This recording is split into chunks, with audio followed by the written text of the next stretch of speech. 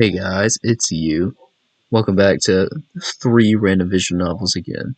This one did take just a bit longer to come out, if you know what I mean. Just a smidget longer to come out, but it is out. Although, there is something that I will point out here, and it's that clearly this one is a lot longer. So, grab your popcorn and get ready, because we've got 3 random games to sit through. Okay, now it is time to see the wheel that everyone has been waiting to see for the nomination of the random visual novels that will have a chance to be played in this video. Ta-da!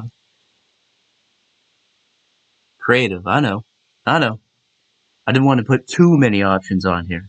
Couldn't let you guys have all those options, Like, alright, no more joking this time. Here's the actual wheel for all the visual novel choices this time. Now, we've got some actual choices here. I didn't want to make them all dating sims, and I didn't want to make them all horror visual novels, and I didn't want to make them all just random crap. So, we've got a mixed bag here. Got 10 options, and this wheel will only grow as you guys give me more suggestions. Hopefully. But, anyways. Let's roll for the first game that will be played. Come on, give me something good, something funny. Oh my god. Now, the thing is, so I didn't say that I was going to put a lot of horror games on here. Yeah, this is one of the horror visual novels. Yeah, that's great. I'm definitely in the mood for a horror game right now. So, here we are, guys. We are playing Tiny Bunny. Now, I don't know much about this. Given what was read in the description for the game, it is a horror game that's part of a chapter system. This is currently the first one, and I think there's more coming out if I read it correctly. So, I'm a little bit worried, but let's jump right into it.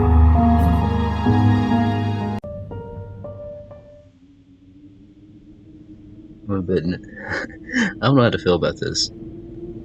I don't know.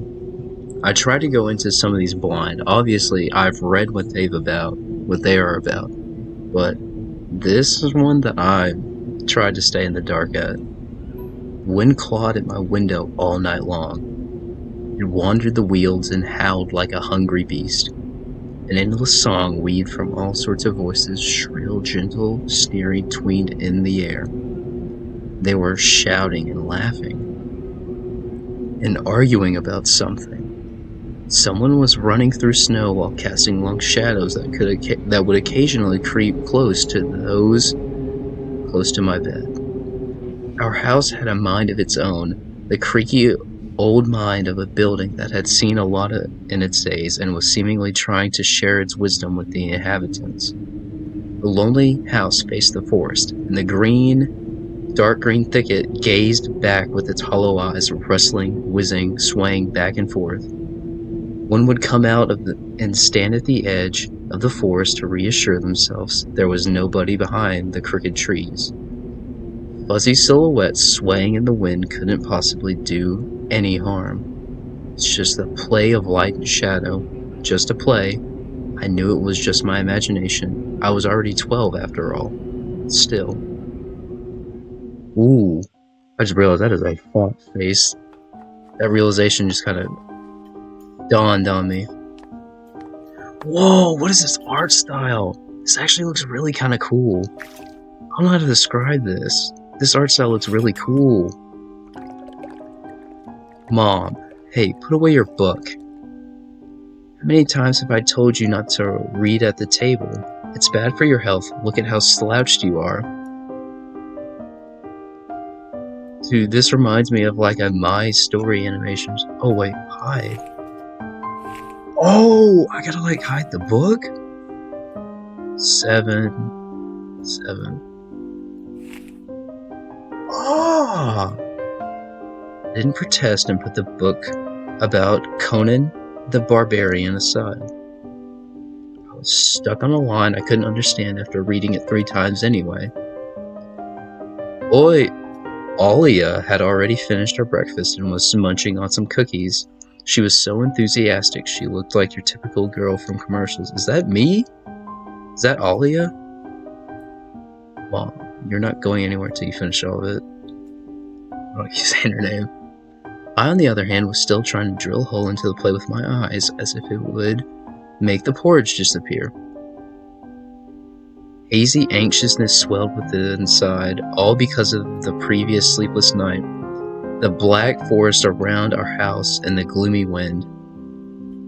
The longer I waited, the colder and lumpier the substance became. Ugh! Don't describe porridge like that. It looked like a jellyfish from the Costeo Odyssey. I love that show. I wonder how horrifying the bottom of the ocean is. You seem way too smart for a small child. Well, not a small child. You seem really intelligent. Unless this is me, but I doubt it is. Or how cold the black forest is at night. You are an intellectual. Oh, this is me. Okay, never mind. I just sound like an idiot. The spoon fell out of my hand. Mom showed me with a cold glare and green eyes. That's probably why I call it Olia. What did I just say? I get it. I had 10 seconds to catch my breath before battling the nasty porridge once again. So that's me? Man, I just thought I was completely girl. What? Karina? That's my mom's name. She carved it out with something pointy when she was little. That's not worrisome at all. She sure was a rascal damaging the furniture like that. She would scold me for a week if I did something similar, though. Should I remind her about it? No, she's been in a bad mood lately. I imagined her being my age sitting under the table. I wonder, was Mom afraid of the dark back then? Who was afraid of the dark? Why did it get so quiet? Maybe I'm afraid of the dark. Hold up. The sounds coming from the attic? Yo, hold up. Nah. No, don't. I think I was scared of all of that, to be honest with you. Bruh. Who is this? Grandma? Imagine my grandma coming into my little mom's room, sitting at the edge of the bed where Olia sleeps nowadays, and sang in her soft squeal. Dude, why did the music get so tense? Is this grandma cursed or something? Taiga is a special place, little girl. Yo, from Minecraft to Taiga? Dude, what are these frequencies that I'm hearing? It's watching you closely, sniffing you out, trying to discern what kind of beast you are. Beast? If you're a good sort, it won't abandon you in times of trouble. But if you're a bad apple, it'll grab you by the side and drag you under the ground. And that it would be it. Grandma was caring. She never fought with anybody. Never yelled, never swore. Those were the times without the maddening screams until late at night, without smashed dishes and mutual accusations. Our parents used to love each other back then. I remember listening in on one of their conversations by chance. They were talking about Grandma getting prepared for her own funeral. She had already bought a casket. She called it her cute funeral box. Now that isn't scary and condescending in a kind of way. It waited for its time in the closet patiently. How did she put a coffin in the closet? It was black, upholstered with meat-colored material on the time. Meat-colored? That's a phrase? What is this music? I saw it when my grandma was getting buried. The house didn't change since the time she was alive. Only all of the photos were gone, glass-covered pictured with gray faces of my ancestors. They all had a dead but watchful look in their eyes. I crawled out from under the table. Olia was done with her cookies and was looking at my share like a sly woodland creature. I turned my gaze toward the frosted window. There were a lot of dark pines outside, but they didn't grab my attention. The pattern of frost formed a picture on the glass. Yeah, the frost. Yeah. Thank you for calling out the fox right there. That's a whole bunch of frost. Oh, his name's Anton? Oh yeah, look, it's a fox. Where? Right there. No, this is no optical illusion. That is a fox, point blank in center. It almost looked like those optical illusion thingies that they put at the back of student notebooks. A mixture of lines at first glance, but if you blur your vision a little bit, no, you definitely don't have to blur your vision to see that. And look under a certain angle. Not outside, on the window. Look, here's the nose, and here's... Hey, eat up.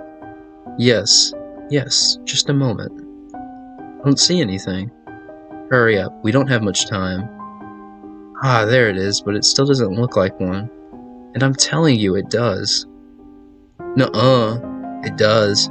Stop it, these kids, I swear. Oh, they're siblings. Oh, wait, the fox is gone. So that fox was real, which isn't that surprising, but now I couldn't see the fox either. It disappeared, went away. Only the frosty pattern, similar to the stretched out nettle leaves, kept creeping up to the glass. Dude, that's kind of scared me, the way that transitioned. My dad entered the kitchen with long, measured steps. I want to have a beard like his when I grow up. Dude, he looks so stoic. He kind of looked like, I don't know who he looked like. He looked like Chandler from Mr. Beast. Mom would ask jokingly, "Come shave it off, it stings." This was so long ago. Nowadays, rumbling doors and witty comebacks were an everyday occurrence. Olia covers her ears whenever she hears something like, "What's the point in all this?" through the wall. "It's all for your sake," Dad would reply, "for the sake of the family." I always caught every sound in the fear of hearing the most dreaded and the deadliest word that started with D. D-I-V. Divid. What's so scary about dividends? Come on now. It was scary to imagine that me and my little sister could be torn apart. Oh, divorce! And I look like an idiot right now. And me and my little sister could be torn apart and taken to 2 different families. Anyway, your fox is nothing. I have an owl on my window. You and your owl talk again. You said you believed me just yesterday. Have anyone seen my car keys? Have anybody seen my car keys? I remember leaving them on the windowsill. Right. Maybe you did and maybe not. You're a grown man, a father of 2, and still. Carinas, please stop. Just let me get ready in peace. Your keys are in the basket along with the phone. I bet you she moved it. Well, thank you very much. Anton, stop making a martyr out of yourself and finish eating already. And the owl? There was no owl. But there was one, and it had giant glowing wings. Olia sprang up from the chair and placed her hands on her little face, imitating a pair of eyes the size of an apple, each with her fingers. Last year you had a bye-bye in your closet, and now this owl. But I saw it. Olia shifted her gaze back and forth from Dad to Mom to me, but couldn't find any support. Have you thought about befriending it? You know, like feeding it with some imaginary mice. Don't bully our girl. She's just afraid to sleep alone since she's still little. Olia pouted her lips in rebellion and rushed into the hallway. The staircase led to the 2nd floor creaked. Mom gave Dad a strict look. Oh, that look in her eyes. It's so uncomfortable to be pinned under it. Dad snorted in reply and left, ringing with the keys he just found. A minute had passed, and the theme song from The Little Mermaid echoed through the house. It was stored on an incredibly worn-out cassette tape, which Dad had already had to glue together once. It was so easy to fix objects by gluing them back together, for example. Except this divorce. How do you fix a relationship? Yeah, I don't know. Mom moved to the living room, and I was alone, anxiously stealing glances at the window. What's going to be there now? Whoa, what is this? What was this transition? This track sounds like something out of, Puppet Combo. Olia had trouble sleeping ever since we moved to this house. She would toss and turn or curl up into a ball under her blanket. Sometimes she would jump up in the middle of the night and turn on the VCR. Cartoons helped her take her mind off of all the troubles we had had with the move and our parents. What is that? The owl! What is that? That's an owl, all right. And Olio said that she saw a giant flying monster outside her window. She became obsessed with it. Our parents did everything in their power. They tried every little trick to get rid of those ridiculous fears. Olio refused to sleep alone and didn't believe that the owl was just one of her nightmares. After tonight, I was unsure what to make of my sister's words, what to think of it myself. Could nightmares be infectious? Just last night, I couldn't get a wink of sleep and ended up thinking of what to expect in my new school. There were a couple of days left before the beginning of a new term. My imagination drew long and twisting hallways that led to a classroom full of kids. But all the students behind their desks were simply dark figures cut out using a template.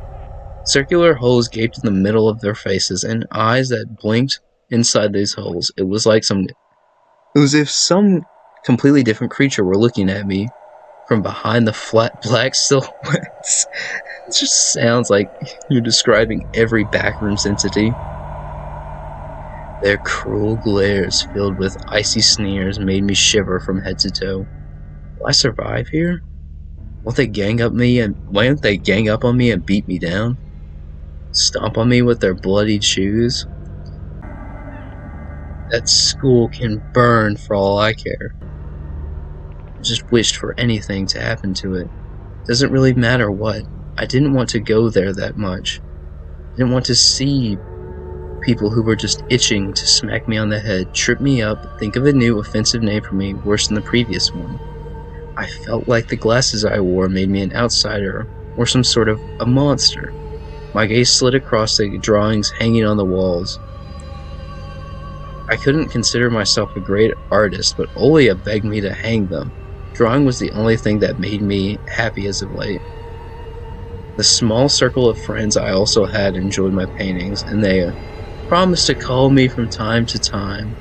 Sometimes I imagined Mom picking up the phone and saying in a cold voice, "You got the wrong number." Or, "Anton is not around. Anton is not around." I imagined my Read it too fast. Maybe my new classmates will like me after all. But who would ever like a boy with thick glasses? I mean, when my dad used to wear glasses when he was little. And now he's married to the most beautiful woman on the planet, my mom. House Creek, pressed by the wind. The condo that we used to live in, a 9-floor concrete building buzzed with a... What? Dude, I'm just reading and I hear what sounds like a door. What was that? Nah. Whoa. Buzzed with the neighbor's drill, mumbled with the TV set from behind the wall, cried like a baby from the big family next door. Our current house, though we call it new, was completely different. That ambience got me. I was not expecting that. It was silent, easygoing during the day. Its shadows lay dormant in the corners, on the closet, cobwebs under the stairs. but they all woke up during the night. Something was watching me from every corner, almost as if the old photos of my diseased family, with their ashen eyes, were hanging on the walls in place of my drawings. The floor was squeaking, rusty drains were moaning, the attic was occupied by noisy drafts. One could think that the house was performing some sort of demonic melody. And then I realized I was, in fact, hearing music. It was already playing for a good while. Somewhere at the edge of my perception, I could hear a flute. It was mixed in with the wind of the creaking old house in my thoughts, too. I stood up and rushed to the window. I wanted to reassure myself that this music was no more than a product of my own imagination. It's not like someone is playing it there, amidst the cold, snowy night, right? Is this where you... No! Oh no. What is this, like, ballerina music? Oh no. Okay, there's no one there. Someone was dancing in the field. Black silhouettes I could barely make out, with a dark forest as their backdrop. They jumped around, basked in moonlight, bumped into piles of snow, rolled around and crawled on all fours. Stories about wolves playing under the moon came to mind, but these were clearly not wolves. They stood upright at times, circled around, holding hands and whipping up snow, disappearing into the shadows for a brief moment and then coming back. Something bizarre was going on. Shadows dancing in the starless abyss made my imagination go wild, making me anxious at the same time. Suddenly the music stopped. The dancing shadows froze in place, and I could swear pierced me with their eyes. One of the silhouettes immediately parted from the bizarre shadow carnival and sprinted across the field with giant leaps. Dude, I just got chills from that. Hold up. I just actually kind of got chills for that. It glided on sneaky snow without leaving any prints, until it was devoured by the pitch-black, dark shadow of my house, which became even darker and thicker. My heart was jumping around like the bird inside of a cage. Shut the curtains with a swift motion and stepped back towards the bed. Is this at night or day, or is this like a flashback? They saw me. A freezing torrent of fear washed over me. I stood there. What is with these tracks? Oh my. Stood in the middle of my perfectly dark room and listened to some unwanted guests move and scrape around looking for an entrance. You can hear them. The sound moved to the right, then circled around the house. Now my guest should be at the front door. I jumped into bed and covered myself with the blanket as if it could protect me. The shackles of fear locked my muscles. Remembered the funeral, my grandma laying there, hands crossed on her chest, her facial features sharp like that of a tin doll. Oh my God, this music! Ants running up and down the legs of chairs that held my grandma's casket. I imagined those creatures climbing up onto her head and pulling up her eyelids with their tiny legs. Then her wrinkly eyeballs would move once again inside her socket, and she'd be able to see her grandchildren. I was chanting the spell she taught me throughout the whole procedure, and now lying under the blanket, listening to the squeaks and howls, I repeated the same words. Oh, we got us. He's playing a ritual? On the island of Buoyan, underneath the blemished sun, in the sea of color blues, stands the cabin made of wood. They lay lard and ashen hair for the spawn of the devil's lair, to feast and always leave alone. God's faithful servant named Anton. Huh? What? Evil leave this house must. Ashes to dust, dust to dust. Bizarre sounds have disappeared. What? That worked? This man's a witch. I cautiously peeked out from under the blanket and saw, or a wizard, I guess, and saw curtains waving around like a hangman. And then the night doused me with a new portion of boiling terror. Nah. Hold up. I can't even. I just gotta keep going. The chills, the sounds. Dude, the melody turned from like distant to sort of like eerie so quick, and it just made chills like run up my whole arm. The sound scratched in my eardrums. In reality, there was something or someone scratching at the front door, clawing at the woods, demanding to be let in. The door was shut. Dad had become very cautiously, so he installed a sturdy lock. Bram staring at the forest intently as if he was looking for someone. Ashes to ashes. Dust to dust. Are they breaking in? Dust to dust. Hugged my knees to place my chin between them and drilled the floor with my eyes. It was so flimsy and weak before the night of madness. And then...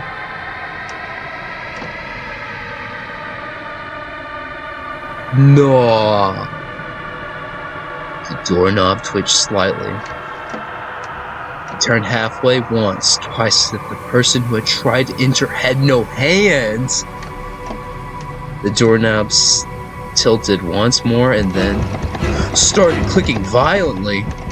My jaw cramped from fear. My wet fingers clutched the blanket. The door creaked and opened. The wind taunted me, moaning inside the tin drains. Now you'll see. The door was wide open. Darkness writhed inside the carnivorous mouth of a doorway. Too nigh. It was as if the night was calling out to me, flapping its back wing and squeaking with the rusty hinges. I was trembling and snared by the dark web of darkness that hung in the corners of my room, waiting for the one who weaved it to come out of the gaping black hole. To Tony. My abdomen tightened and my chest rose up, ready to hail a desperate scream. Before I was able to do anything, the darkness asked me, Tony, you asleep? Is that an eye? Is that an eye? Oh. It's his sister. It's his sister. Why was she like yanking on the door handle then? Olia? I'm not sleeping. Did something happen? Olia frowned and sticked out her lower lip, a clear sign that she was about to cry. It's there again, staring at me. Shoo her away, Tony, please. Oh, that's why. Tony. Anthony. Not Anthony. Anton. Whatever his name is. Olia. I'm so scared. The fear and tormenting just a moment ago crawled away and I hid somewhere in my stomach. I needed to calm Olia down. Anton. Oh, that's why his name was Tony. It was just a silly dream. Don't be scared. Dreams don't bite. No one's gonna harm you. Yeah, you were certainly scared of no dreams biting you, Tony. Olia sobbed. She was trying her best to believe me. But was I sure myself? I have an idea.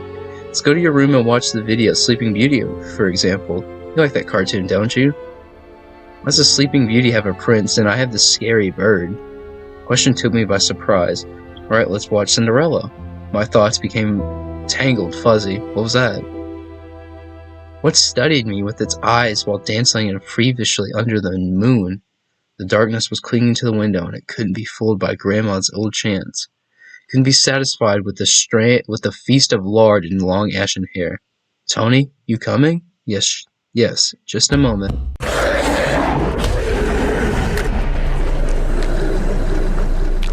You know, that would have been a good jump scare if they didn't ruin all the tension.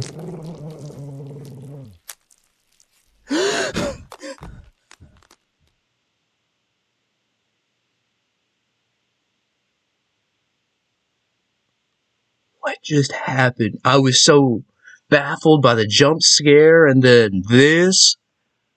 The jump scare did not get me. I was so confused. That's why I didn't want to laugh at Olia. Oh, he's not laughing at her because he saw her.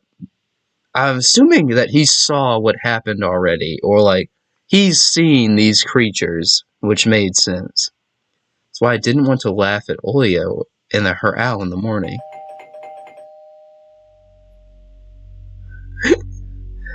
Who is on the doorbell who's ringing the doorbell that hard? Be knocking on her door here in the middle of nowhere. I don't know anyone around here. So persistent. Felt extremely unsettled just from a silly thought that our morning guest could have come from the woods. Could barely hear foxes coming through the front door. Oh, foxes! Voices coming through the front door. My urge is telling me to hide in the closet, under the table, behind the curtain where Oya hides. Tony, come here. I felt like kettlebells were tied to my feet, but still dragged them toward the hallway. Policemen?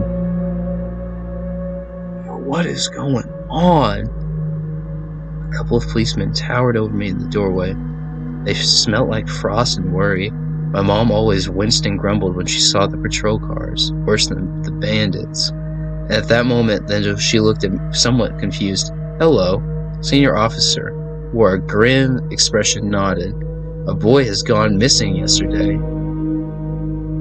His name is Vova? Look at this, please. Have you seen him? The policeman held out the photograph to me.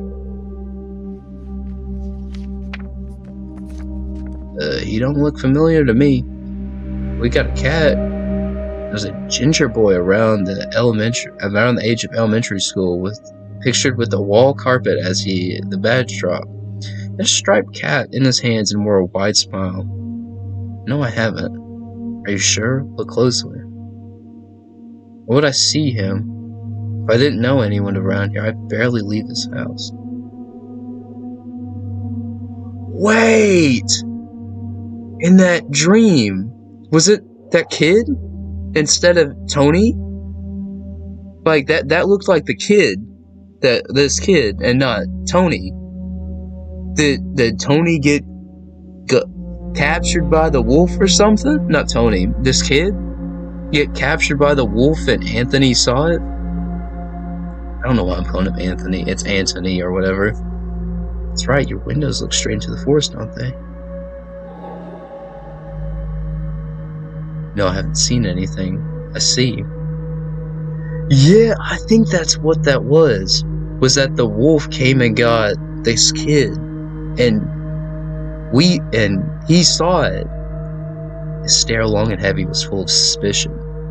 I squirmed unwittingly under the weight of guilt which this giant shadow cast over me. The policeman finally tore his eyes from me, glanced over the hallways, the stairways, and the cracks in the ceiling, which I haven't noticed before for some reason. You like your new place, by the way? Getting used to it? Bit by bit. It's just our daughter misses the city a lot. Miss the city? Have locals been treating you well? Yes, everything is alright, thank you. Policeman pierced through me one more time with his gray eyes, and my head started spinning. Can I help you somehow? Asked that in a shaky voice, like a polite boy, and to end this unpleasant conversation sooner. Now that I think about it, you look just like one of my nephews, little fella. He's a witty boy around your age, wears the same type of goggles, haha. I was engrossed with reading those mystery novels. Told me he wants to enroll in a police school when his family visited us this summer. Wanted to help other people just like me, see? Felt uncomfortable, as if a distant relative and not a police officer stood before me. That's really weird. This is sending me so many mixed signals. You know what? Little boys like you should stay at home. Steer away from trouble. Those times have changed so much. Mom interjected in a cold voice. You don't say. And well then. What grade are you in, Tony boy? 6th. Have you made any friends here so far? No, I'll be going to school for the first time after the break. Ah, then I'll leave you my number, just in case. Call if you have any new info. Policemen were gone along with their shadows, the smell of cheap cologne and the photo of a smiling boy. What if that door kind of scared me? His face stood before my eyes. Thought about what he felt, being all alone right now there. Who? For some reason, I imagined the forest swaying in the wind. What did his poor parents feel? What if my parents do if I'd gone missing? Would they cry and thresh around hysterically? Would they accuse each other like they always do and eventually forget about me? Mom, this Vova. Oh, that's the kid's name, Vova. Did he go missing in our forest? Seems like it. Poor child. Looked out the window at the road. The police UAZ drove off towards the village. The officer's nephew came to mind while splitting off old paint from the windowsill. Remembered all the teenage mystery novels from the Black Kitty series I read this summer. Your average boys and girls investigated all sort of mysteries there. They looked for clues, spied on suspicious people, and after a set of amazing adventures, bam, solved any complicated case. They became local celebrities and must have made their parents real proud. I noticed a trail of policemen's footprints that led to the forest. Then it clicked in my head. Why don't I start an investigation of my own? Ooh, Tony. Maybe I'll find that lost boy, and I'll get my reward. Oya will be so happy. And not only Oya, Mom and Dad too. Maybe they'll even forget about their quarrels for once in a while. Maybe I'll even save us from the D word, divorce. Fantasize about buying Oya, Tamagotchi, and getting a cassette player and a bunch of tapes for myself. And a whole bunch of Kinder Surprise. When was the last time our parents bought us any toys? Last autumn, I think my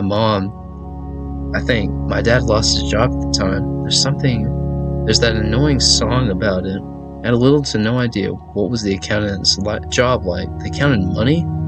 Neighbors used to envy us. Nowadays, Mom and Dad barely had enough money to afford sweets, and Dad would always divide a single chocolate bar between me and Oya. Sometimes I gave her my share too. No matter how much I wanted to eat sweets, she was still just a pipsqueak. I couldn't wait to go out looking for clues. I'm going outside. Yeah, right. You want the police to go around with your photograph next? The forest is so thick. What if the boy got snatched up by wild animals, or even worse? Even worse echoed through the hallway. I won't go far. I'll stay just away from the forest. Did you hear what I said? Or should I repeat myself? You better pack your school bag or go play with Oya.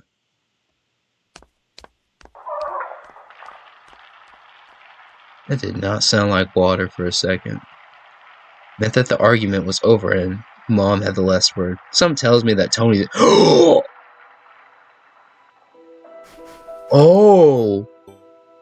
What's this?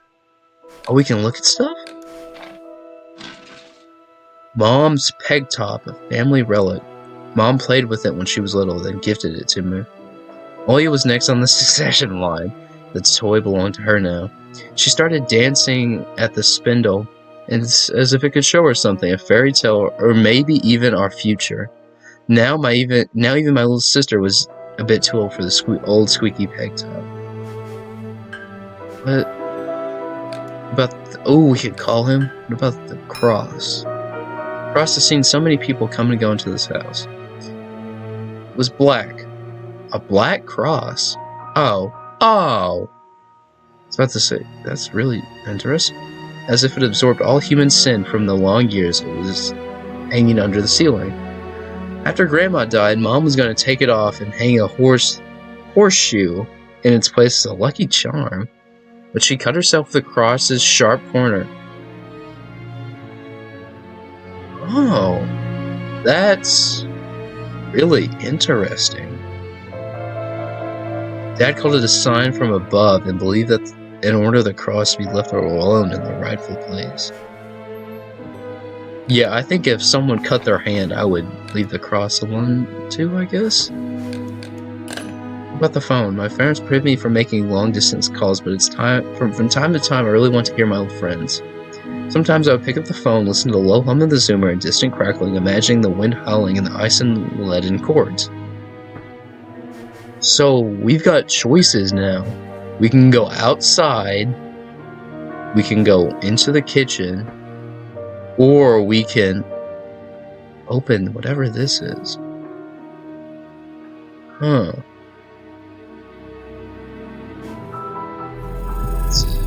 You know, always the best to make a little save when we given choices in visual novels. Let's go to the door last, since I'm sure that's what Tony wants to do. Dark, stuffy closet. Mom says it smells like mice, but how does she know there's smell?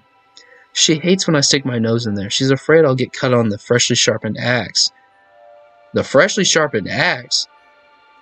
Olia can't even be lured to it. She thinks the Baba is here. I tried to help her fight her fears once. I opened the door and turned on the dim lamp so she would see that there was nothing but cobwebs, Dad's tools, and scratched walls. She still didn't believe me. And I like to hide in the closet and listen to Olia count outside. 1, 2, 3. Better hide from me. I'm gonna remember that. And then drag her feet on the creaky floorboards, hoping that she would need to look in the cramped monster's den. Oh, that's vile. You hid in there. Oh. We got more stuff. Dude, why does... The mom kind of looks like Max from Life is Strange. The decrepit and stain-colored calendar was my favorite form of entertainment in Grandma's house. Oh, they inherited this house from their grandma? They definitely probably hinted at that, and I'm really slow. I remember waking up and running to the kitchen so I could tear off yesterday's leaf. First thing in the morning, as if it was coming day, would get lost in the taiga forest without my help. One day close to New Year's, one day close to Grandma's funeral. I haven't touched this calendar for years now. Since the time they started writing dark and spooky death chants, they only made me gloomy instead of funny proverbs and superstitions, to be exact. Oh, he ripped it. I grabbed the dusty calendar leaf with caution and tore it off effortlessly. Sadly, the spooky descriptions from my childhood were still there. 7 horses carry the log. If 7 can't carry, bring the 8th to form a fairy. Ooh, he rhymed it! Like the cat lived in a hat. That's about it. They will take it away and never come back. This is the fate they cannot escape. I crumpled up the gray leaf and threw it inside the waste bin, hoping to get rid of the anxiousness that washed over me. It was spreading inside me like an ink stain on the blotting paper. About the radio, Emercom of Russia declared that the state of emergency... Oh, so we're in Russia? Adverse weather conditions. According to the weather's forecast, a cyclone is moving toward the region. Expect heavy snowfall, blizzards, snowdrifts on the road. Keep your eyes open and take care of yourself. What else can we look at? Can we talk to the mom? Difficult to lie to Mom, but there was no way for me to run away from home. Mom, something's wrong with the TV. Picture is dim and there are stripes all over the stream. Mom's face became visibly distorted. Oh, you're killing me here, so you've not had enough of those shooting those stupid ducks now? Told you the kinescope will go dim because of your console. Where will we find a TV technician in this hole, huh? Maybe it's just the settings? Please go see for yourself. Strange, it worked fine in the morning. Maybe the snowfall caused it. Mom rubbed her hands clean on her apron and went to Olia's room. Oh, we can get out now, I'm assuming. I took a peek at Mom's crossword. She would get very angry when someone gave her advice, so me and Dad faked knowing the answer and being about to reveal it all the time. Oh, you rage baiter. I smiled at that fleeting thought. Vertical, 9 letters. The name of the Philistine deity that protected them from viper bites and had a nickname, the Lord of the Flies. Second letter is E.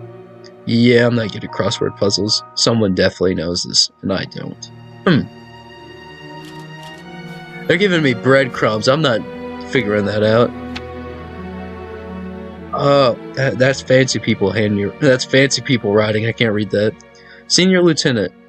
Tikhonov, Konstantin, Vladimirich, Oh, it's the policeman's phone number.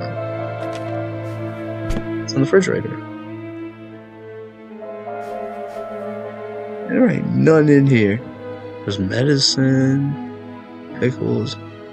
What y'all got in your fridge? You got some butter, some mangoes, I think, some medicine. Those potatoes are pickles. Grandma kept ice cream for me and Oya now. Now I can only see bits of soup. Meat. Oh, meat. Dude, that looks like a whole carcass, kinda. For soup and clumped together pelmeni? Pelimi? I grew to hate them already. Me too, that kinda looks nasty. Okay. Something tells me we gotta go outside.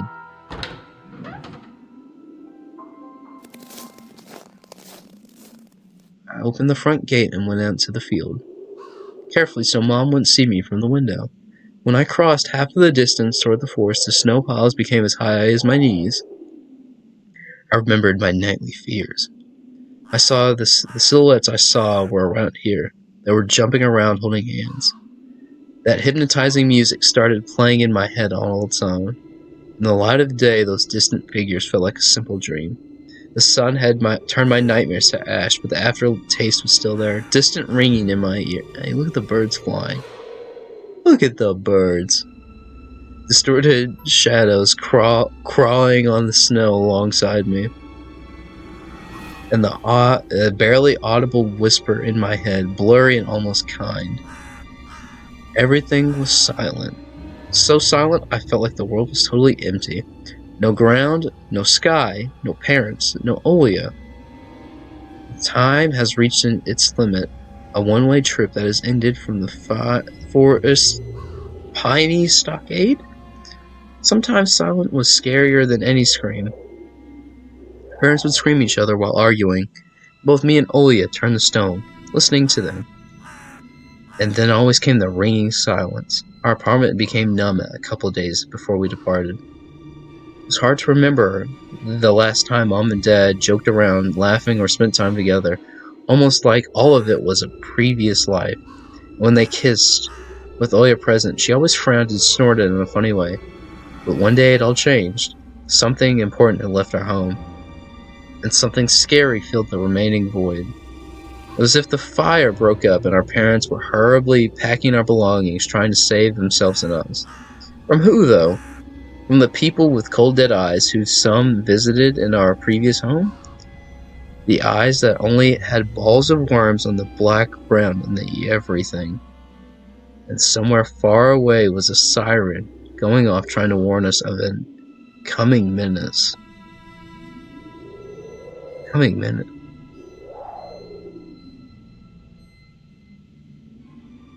I don't like how he said coming menace. Why does he kind of look like Sherlock Holmes a little? Dude, I don't like that tone that they're setting. They're setting the atmosphere for something. I shuddered, chasing away my delusions, and looked around. There was only me, this white field, and the wind that was whipping up icy dust and belts of powdered snow. I squinted from the sun and turned my eyes to the sunless forest. It looked especially dark in contrast with the blinding whiteness. Knobby tree roots slithered under the snow like fat snakes. Rotten leaves and carnivorous needles froze into the ice. Is that a glove? Dry, prickly branches intertwined, picking up an uncomfortable thoughts about fences. Were they protecting in the forest? Or were they keeping something from breaking out? Some object was hanging from one of the pointy branches. It's a glove. I tried to get closer, drowning in the snow, and when I almost got to the edge of the forest, I saw a knitted mitten. It was like a wounded bird amongst the hungering semi-dark. Should I take it to the police? The senior officer looked a little bit gloomily, but he reminded me of Captain Casanova from my favorite TV show called The Streets of Broken Lights. He was also always anxious, with a tired look in his eyes, but still brave and strong. Melissa Minton helped them find the lost boy. Wova! I heard a distant shout, looked like it came from the river. Wova! As if the trees were calling out to someone. Wova resounded closer to me. There was someone standing there behind the trees, hiding. Wova. Knew someone was looking for the lost boy, but still. There was something unsettling about that figure. Stillness looked at how it was bent unnaturally towards the ground. Its blackness. There's no one there, just branches and roots. It's all just my imagination. Oh, so scary. A nearby bird flapped its wings loudly. I take everything back. I did not expect that. Shadow split from the tree, disappeared from my sight. Away for a moment, but just when I turned my gaze back to the same place, it was gone. So it was my No, I don't think that was your imagination, buddy. No, I saw it too. Silence reigned for a painfully long time. Nah, don't start looking for it now. You done seen it. Don't start looking for it now. My muscles were tightly sprung. My heart was beating somewhere in my throat. Any noise, any little movement, any small whisper from the thicket, and I sprint. They're setting up for a perfect jump scare right now. I feel it. This atmosphere. Looked at the men once more. Hold up. You. Hold up. That you know this is gonna be a death or something.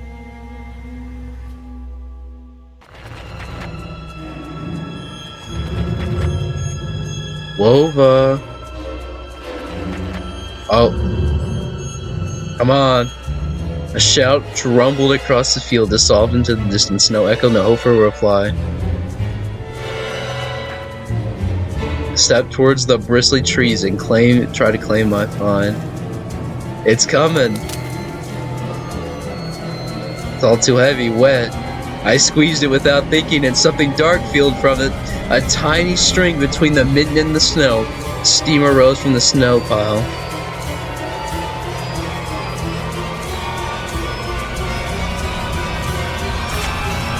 I froze in place, studying my palms in disgust. Red. The cracking branches invaded the silence. I'd have to blink twice before running away. No way is he getting away with it. Someone was chasing me from the darkness, breaking pine branches, closing the distance with giant leaps. Snow was slowing me down. Crazy thoughts flew through my mind. I'll get caught. They'll get me. I'll get dragged into the thicket. I'll be gone forever. But there was once more, probably one of a reason. It gave me strength and spread on. You can do it. Don't stop. Run, man, run. You better move. Huss, huss. You better haul it. I heard an animal roar behind me. It was so loud my ears went numb. It felt like the sound had come from a pack of hungry beasts rather than a single one. Their nostrils sucked in freezing cold air. They sensed my fear. The two wings flapped above my head.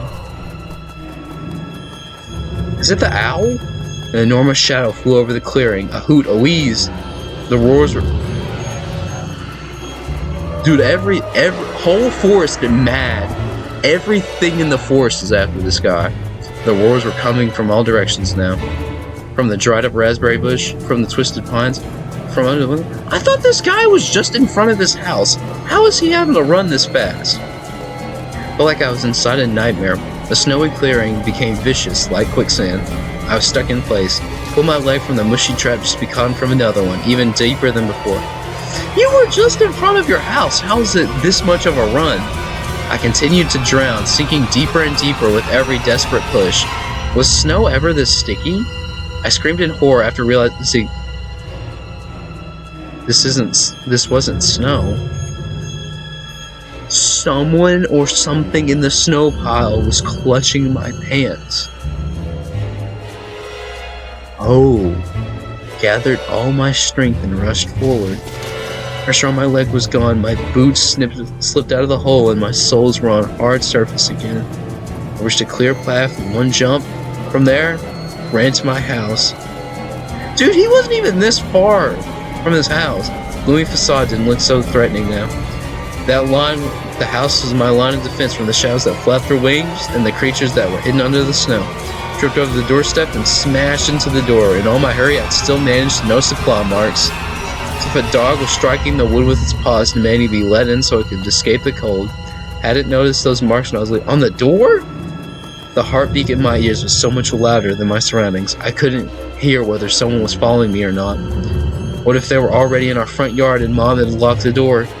Drowning in fear, I pulled the doorknob and it immediately gave away.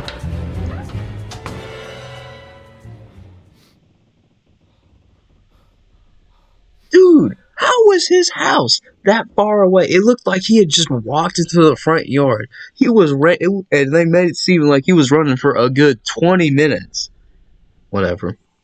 I rolled into the hallway and shut the door behind me. Honestly, that was really tense. And it honestly makes me not even care about how that really seemed a bit confusing, but yep, they added. I knew the tension was coming, and they built it up, and yeah, that was a well conclusion. Rolled into the hallway and shut the door behind me. Porch planks creaked as my pursuers ascended the stairs.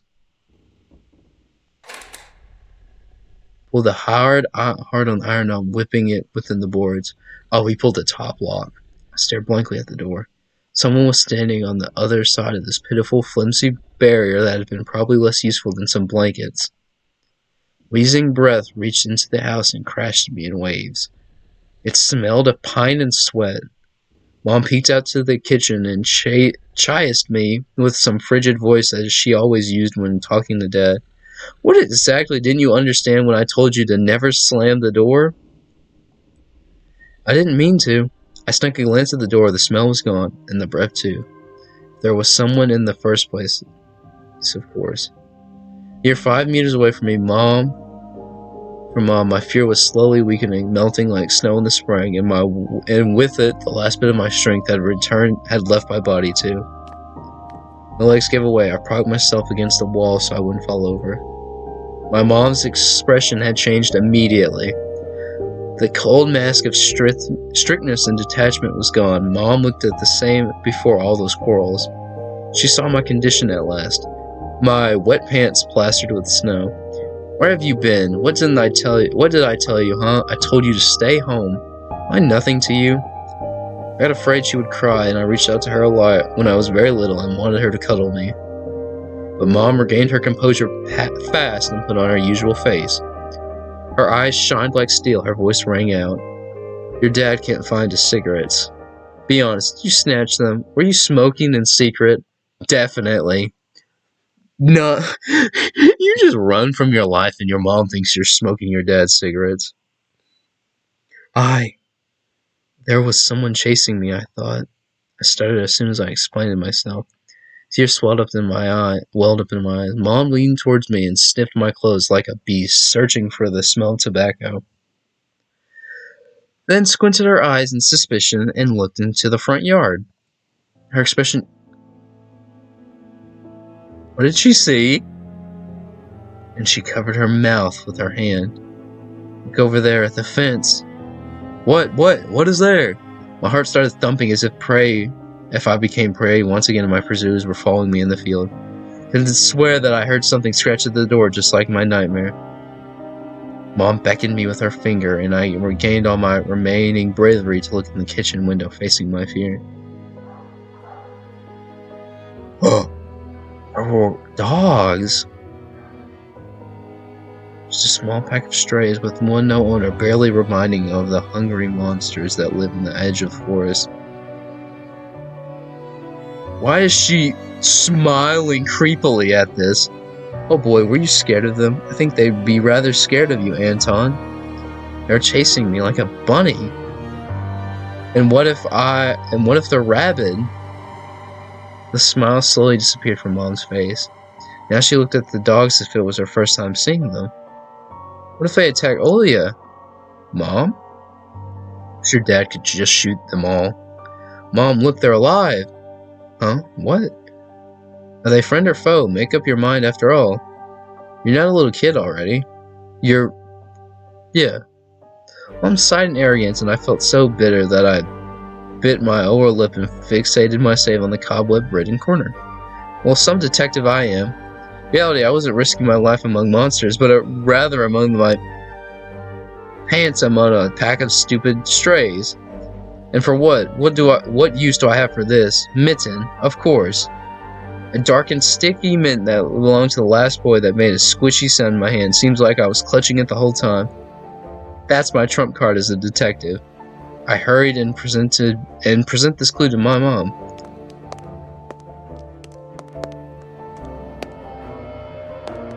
Yep, that's not suspicious in the slightest. Mom, look, this is Bova's mitten. That boy the police were asking about in the morning. Yeah, she's about to... Oh my... He's just holding it. It's drenched in blood. I found it hanging in a tree. I can show it. I can show where. Let's call the police, like the after told us to. Your mom is about to freak out. Mom, look. Ew. That's it? Shadow of doubt slowly crept on the mom's contorted face, as if she was trying to remember some distance. Like someone tries to remember their dream, but the image... Stop it this moment. She's not gonna freak out about the fact that I'm holding a bloody glove? Olia will go insane if she hears you. She already has trouble sleeping and whines all the time. You joke around like this. What? Is this guy schizophrenic? There's no blood whatsoever. Come here, my boy who cried. Read, Wolf. He is! I think he's got like some medical condition or something that makes him see things. Or maybe he's just seeing things. Golden colored pill, reminiscent of a dead wasp, fell into my palm. I already took one during breakfast. Yeah, he did take one! Don't talk over me. I told you to stay home and you. Dad would have given you a good whipping for that. Come on, take it, or you won't be able to sleep at night, and you have school tomorrow. To swallow the bitter medication, drinking it down with an similarly awful whiff of tar that gave the taste of chlorine. Yeah, that tap water. Maybe it wasn't Bova's mitten. Maybe it wasn't a mitten at all. Just like the forest monster and Olia's owl. Am I going mad? Dude, I think he's clearly either like just imagining things or like what's happening to me. The pill had an easier effect where my overexerted brain couldn't let fear inside anymore. Serenity washed over me, bringing yawnly indifference along with it. Anton, you done? See, you can do it when you try. Take off your coat. Are you asleep? No, Mom, I was just thinking. What about, I wonder? It's just something silly. Mom scrutinized me with suspicious eyes, as if she wasn't sure what she was looking at on her own son and not some doppelganger that came from the forest. Whoa! Some interesting choice of words for doppelganger. Is everything alright? You had the same expression when the policeman asked you about the window. I'm alright, Mom. She heaved a deep sigh. Fine. It seemed like the house had changed. The sofa's fabric became discolored. Fingerprints appeared on the bathroom tiles. So...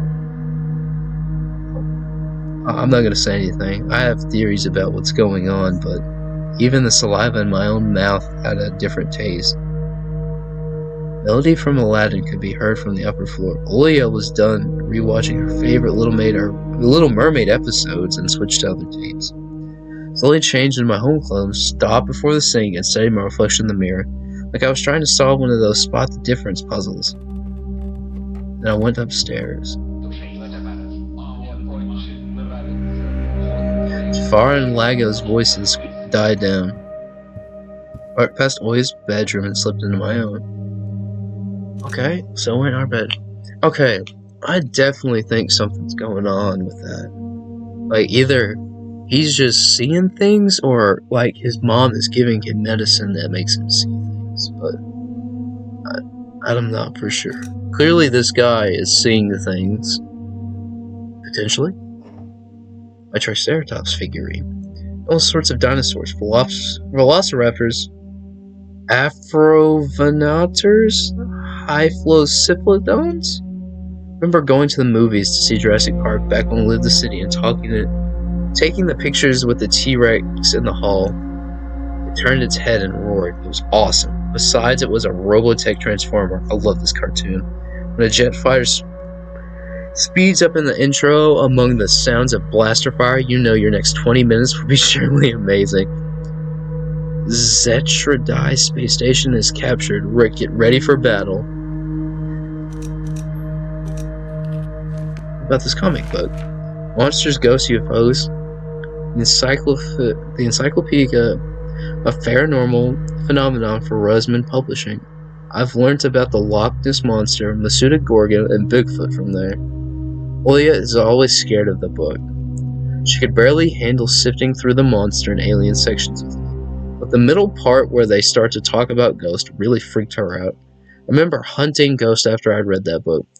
I measured the distance between items on my table every evening and checked if they had moved due to some supernatural force come the morning. They didn't. But to be honest, what was I expecting? To meet Casper the Ghost? This guy is really puzzling.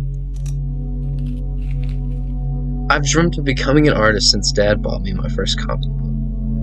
Fly magazine was the coolest. I especially liked the big space related with Edition, alien monsters, and that funny episode about the Ganderme. Definitely said that wrong. Started drawing all kinds of stuff since that day, and I seem to be getting pretty good at it. One of my letters even got published in Fly once. Maybe someday I'll even publish my comic. Yo! Ooh. Forest looks grim during the day. Entangled tree branches in the distance and the snowy field between our house and the forest brought sleepiness into my... Oh, he's going to bed! But I would still catch myself looking into the window at the icy treetops instead of doing my homework. So real.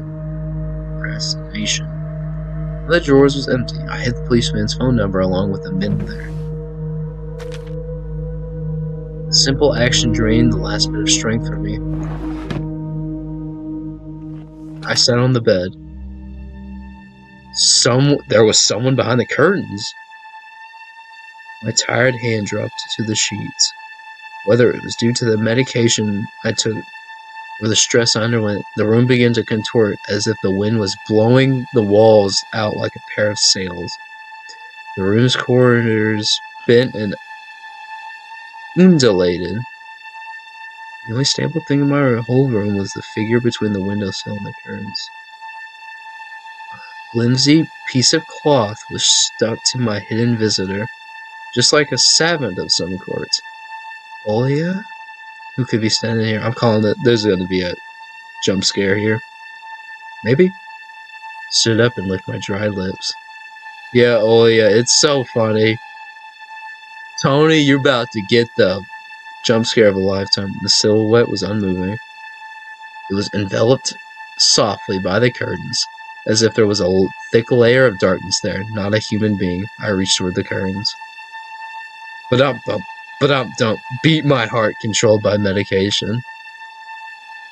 The wind sang in the field with a chorus of voices. For a second, I wanted to return to the bed and just lie down and watch the person behind the curtain, knowing full well they were looking back at me. They're looking without blinking, waiting for me to fall asleep. Plastic rings rustled against the holder when I pulled open the curtains. Oh, that was Olia. That wasn't that bad. I knew it was you from the beginning. Why was she just hiding behind my window? A halo? A blinding bright halo lit up above Olia's head with the sun sitting in the background. My sister was shining. Oh, from the window. She was a baby. Dad always used to say she was shining with happiness. I always reported, but Dad, she's not some flashlight. I brought her to the window one day and sunlight poured on my smiling face. I felt like I was holding a child woven from light. I saw everything. Oh, really? What did you hide? She was just like my mom when she was little. But before she put on her sad mask of tiredness and switched to her commanding tone of voice. It's nothing, just Olia ran up to the table, her eyes round and asked, You stole something and hid it here. Are you a thief? What? Don't be stupid. I didn't steal anything. Clear image came to mind. That mitten hanging from a tree branch. What if I did steal it after all? What if from the forest, from the tilted figure standing among the trees? Well, it could be so selfish and stubborn when she wanted. Show me. Swear that you won't tell anyone, then I'll show you. Olia wear a plotting smile. I swear on Mom's heart. Oh no. And on that oath that she heard in one of the movies about pioneers we watched. Don't say things like that. Olia nodded and made a gesture with her hand, locking her mouth with the imaginary key. She was filled with curiosity that was splashing in her giant eyes. From the drawer, and Olia leaned in, holding the mitten. It looked like there was not just a simple mitten, but some sort of exotic critter. Someone's mitten. She said that if she couldn't understand what she saw. A certain boy lost it and got lost himself. Now you do understand how dangerous it is for kids to wander around in the forest, right? It must be really cold out there. Will they find him? They will. The police is going house to house showing this photo to everyone. Olia traversed the window and pressed her tiny palms against the window. And why are they going house to house? Why are they going to houses and not the forest? Are they scared? Question to caught me off guard. The police aren't scared of anything. Yeah, right, flashed in my clouded mind. Did they really check every nook and cranny where darkness, cold, whispery, icy branches dwell? If that's the case, how did they miss the mitten? Or did it appear later for me? Change the topic. As if trying to get Olia as far away from the forest they can. We may get a reward if I go and find this boy by myself. A lot of stuff like in Field of Wonders. Seems cool, right? I mean, it sounds cool, right? Olia wasn't listening to me. She was piercing the forest with her incredibly adult eyes, uncharacteristic for her. What if the owl got him? Oh yeah, that owl could have got him. Nonsense, an owl wouldn't have been able to lift a human. But you know what? I was picking my words with utmost care. I forced them out of my overexerted brain. Stay away from the forest. I think it's, how should I put it? It's cursed or something. Just like a fairy tale? No, not like that. More of like a spooky tape Mom and Dad. Wait, Mom and did. I think it's meant to say Dad are hiding from us. Olia shivered and stole a glance at the window. Saw you running away. Ooh, she was watching. Someone was chasing you? No, it's just I was hurrying back to home so Mom won't be worried. It's like my sister. Her heart was turning far. Oh, did she know that we're lying to her? She was so fragile, so easily to stifle her light. A gust of wind and her small fire would be gone. You're lucky. Mom wouldn't even let me go outside. I'm like a princess in the tower, can't go anywhere. I'll die from boredom here. You're wrong. No one has ever died of boredom. And you have me and your cartoons, and Mom and Dad will be here, and we'll be good to each other soon. You know what I would wish for on my next birthday? Wish for Mom and Dad to turn the children so we could go and play together like we used to. Yeah, and if you'd make them as small as bugs, we could put them in a little box. Olia giggled and tickled and why can't I say tugged at my sleeve. Tony, let's go watch Aladdin. Fatigue won over my desire to be with my little sister. I was washed over by some sort of heinous apathy. I'm too tired, I don't want to. Come on. It's boring alone and Mom is always busy. You can pick cartoons you haven't seen before. I know all of our tapes by heart at this point. Not all of them. You haven't watched Peter Pan. Remember how you fell asleep in the middle of it? And so much happens after that. Let's go. Maybe a bit later. Should I tell you how it ends? Save that for tomorrow. I won't tell you tomorrow. I know, let's play hide and seek. No, Olia. Then draw me a dino. Olia, please. Draw it, draw it. Will you leave me alone already? Oh, Brody snapped. Blurted it out without thinking, and then I was immediately taken back. I'd never screamed at my little sister like that. Olia stared at me in shock, her lips trembling, a precursor to tears. My chest was seething with disgust and embarrassment. What's happening to me? I tried to prevent Olia from crying. Alright, you win. Let's go watch some cartoons for a bit. I don't wanna. I came up to her and put my hand on her soft head. Let's go. Let's watch Peter Pan. Boo, you'll fall asleep again. I smiled and lifted her chin. Her eyes were wet and felt bottomless. Promise I won't. I'll draw you a full Triceratops trailer. Hooray. Triceratops. Well, close enough. Olia rubbed her eyes with her sleeve of her pajamas, and a shining smile returned to her face. I'll go ask Mom for some condensed milk and bread, and you rewind the tape. The bread is fresh, just how you like it. Alright, be careful to not spill the milk, or you'll be yelled at again. Want to bet I won't spill it? The tape is somewhere in the nightspan. Look for it. Olia disappeared into the doorway, and I dragged my feet into the neighboring room. Oh.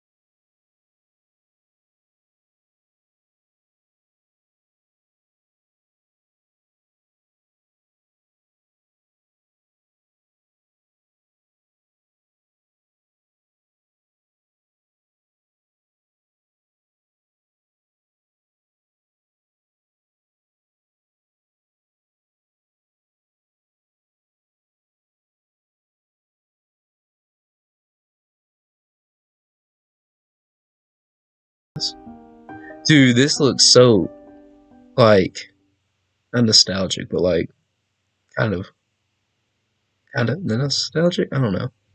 All that was left was clicking the button on the front panel. Dude, it's gonna, like, pop up with, like, something.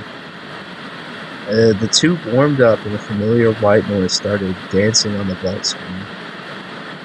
That's really disorienting. I almost reached out to turn on the VCR when the noise calmed down and a blurry image appeared for a moment.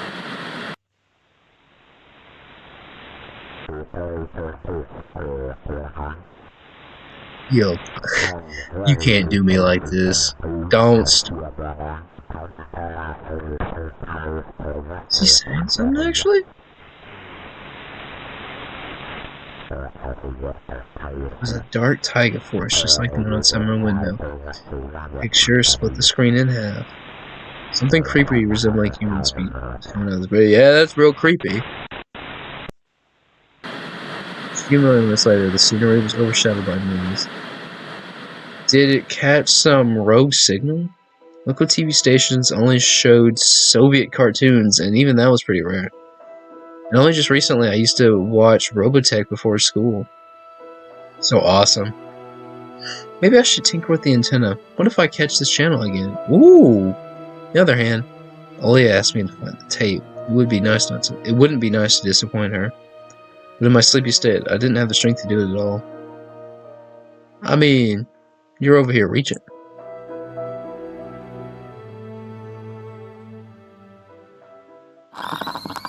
Oh! I know I was supposed to find the tape, but the moment I tried finding that weird signal and the TV started coughing, voice fairly coming through the cacophony. He was often seen at the moment when Snowy heels were lined upon the screen, pinched with rickety crosses as a male voice was narrating with slow, mournful voice. It's a pitch dark night in the cemetery. That painful dark time let little Senya met her fate at the face of a monstrous thicket dweller. Locals called the Forest Master. I froze and did not move, and did my best not to move, as if by doing that I could scare away the narrator. I listened closely to his every word, and the beast dealt with his helpless girl in a masterful manner. The camera panned along the snow, with something black spilled over, looking for ragged pieces of cloth that were thrown all over the place. I didn't want to think whether Senya's remains were wrapped in there, so I shut my eyes without thinking. The voice continued. Wolves are rare guests in these parts. Wait, is that our grandma? Here's what Tamara, the old woman that lives in a nearby crypt, had to say. That's our grandma. No, that's not our grandma. It says homeless. A close-up face of the old homeless woman, weary from life and alcohol abuse, rattled on the screen. Yes, some fearsome beastie it is. Worse than rising the dead. The woman spluttered saliva all over the rectangular vine.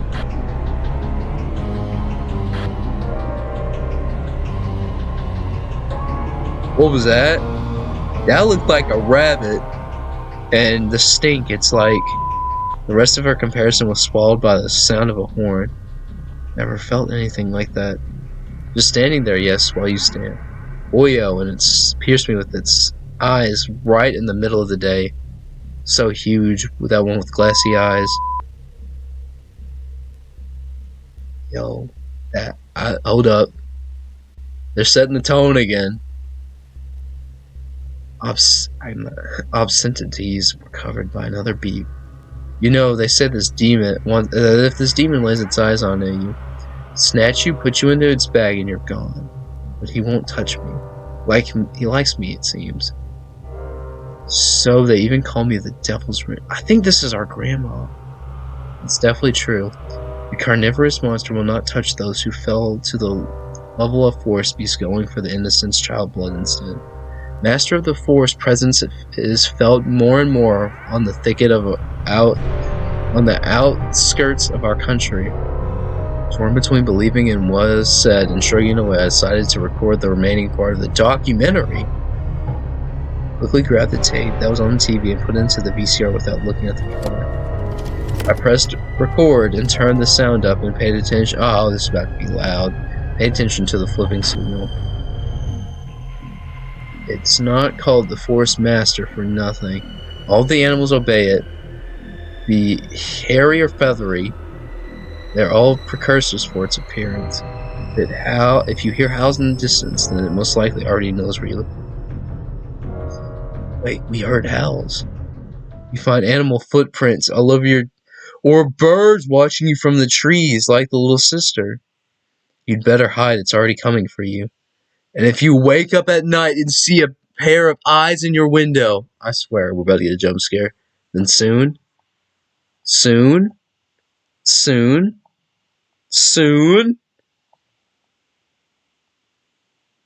dude, don't you do this. Soon.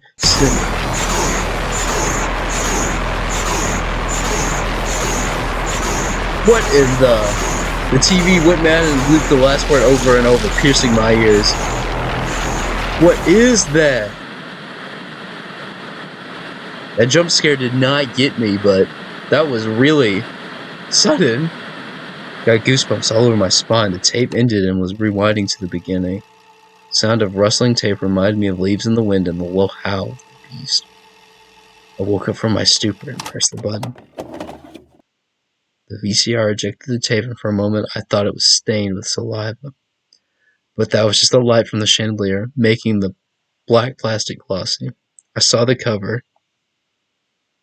Oops! I recorded it over Peter Pan! Then I ruined Olia's cartoon, but I also put this creepy stuff all over. Oh no, I'm so sorry.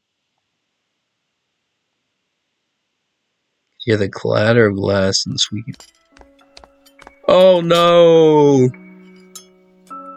I'm so sorry. I had to know.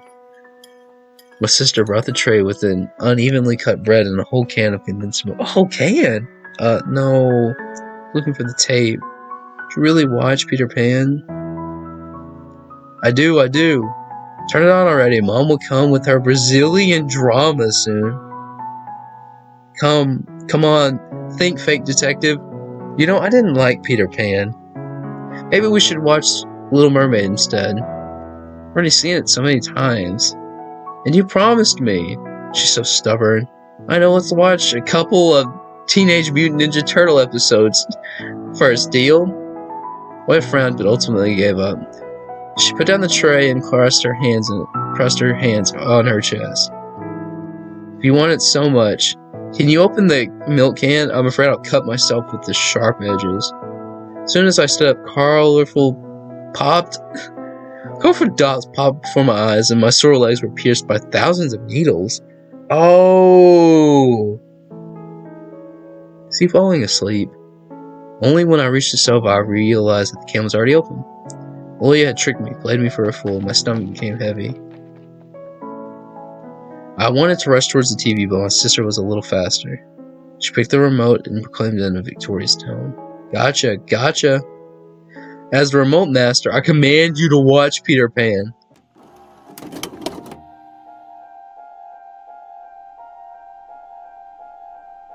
Is she gonna watch it? Blank crosses on named roast.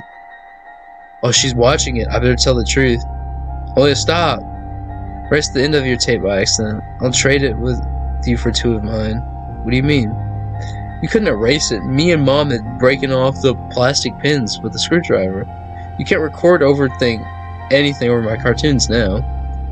Little sister pressed the triangular play button on the remote. Ooh, no.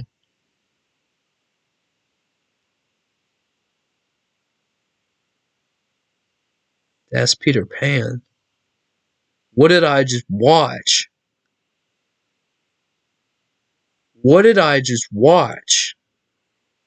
I squeezed.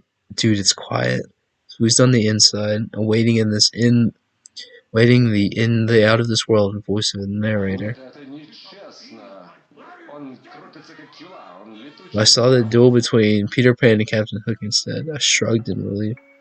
My head, heavy as a leaden ball, now rested in my hands. Olia smiled in joy. She put the tape on rewind and began spreading milk all over our bread. And when the cartoon started, she forgot about everything in the world. As if she really got transported into Neverland like she'd always wished. To be honest, I'd also imagined myself there in a land where one never ages. When no one ever argues over little things, when no one listens to fights and the sound of broken plates at night. But now Peter Pan's land was especially far away from me. My thoughts... I was falling asleep, my thoughts ragged on. Stumbled on the horned beast that awaited me among the trees, and the narrator's mournful voice haunted me, sliding over the bushes and ravines. Carnivore. Like a bird? Felt like I was dreaming with my eyes still open. My sister's scream pulled me back to reality. Tony, shut the curtains fast. Why? No one's watching you. It's dark. And when it's dark, the owl comes. I'm scared. Got out of bed, fighting my drowsiness, and closed the curtains. I thought they were already closed. I did my best not to look outside, towards the treetops, and towards the taiga forest, which seemingly drew closer and closer. Of course, it was just a visual effect from the shadows of branches scraping the snow. Tony, Mom thinks I made the owl up. And Dad, too, thinks I'm a liar since I'm small. That's kind of rude. The owl exists. Honestly, it does. You do believe me, right? That it comes every night and swiftly grabbed Oya's hand and looked her in the eyes, trying to transfer at least some of my courage and determination. Did I really have some of those qualities? Yes, I believe you, alright? Just don't nag our parents about it anymore. We're already dealing with a lot, so they'll just get mad at you. Come and tell me if anything happens, and don't look out the window. But it wants me to look. Doesn't matter. Act like it doesn't exist and never existed, like it's just made up, and just as like Mom and Dad say. They don't get tired of waiting and fly away. Was this transition to black? It was madness, but after everything that happened recently, I was more and more inclined to believe Olia's owl existed.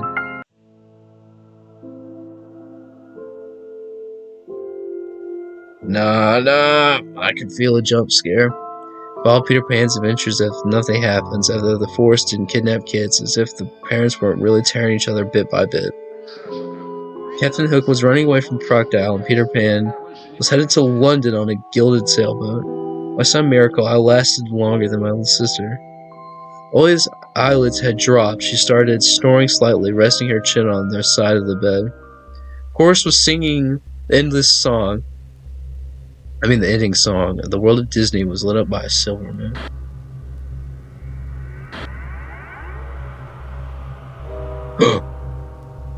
Another moon peeked up from the first one, scary and wan, hanging over the taiga forest.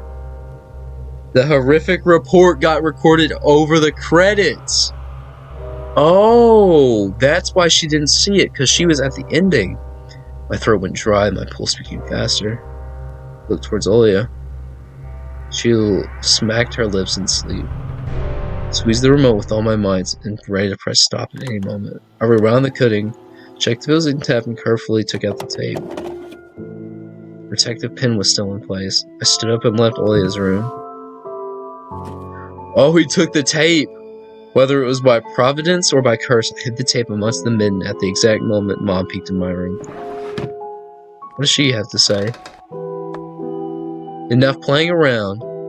It's your first day of school. It's your first day at school tomorrow. Go to bed. You should sleep properly. You don't want to be teased for being sleepy, right? I don't think everything is so simple. As if sleep would ensure my classmates would like me. I covered myself with my blanket up to my neck and listened to the house humming, to something invisible rustling in the corners. My inner voice had a question for me. Do I want to hear that mysterious flute again? No, you do not. Yes or no? Maybe it's just a part of growing up and I don't fully understand my own desires. The forest wailed behind that barrier that were my walls. Something ethereally wandered the field. Some ethereal entity wandered the fields. Branches shook as if it was calling for me. The wind howled on and on in the night. My thoughts were like annoying flies that enter my head before coming awake entangled. Who knows how I fell into slumber.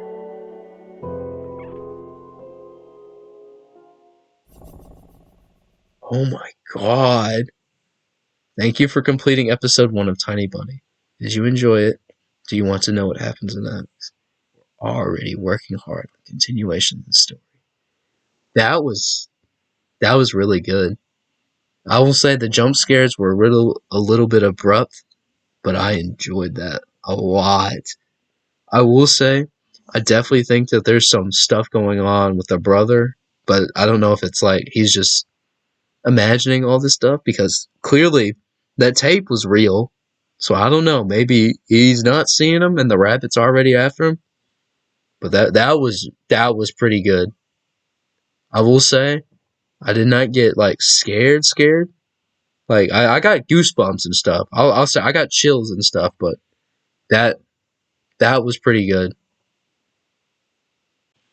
Ultimately, I'm not too sure why I was so hard on this game's use of its jump scares. It was honestly really good. There were moments where I really were filled with suspense, like the chase scene, and honestly, the whole viewing of that tape.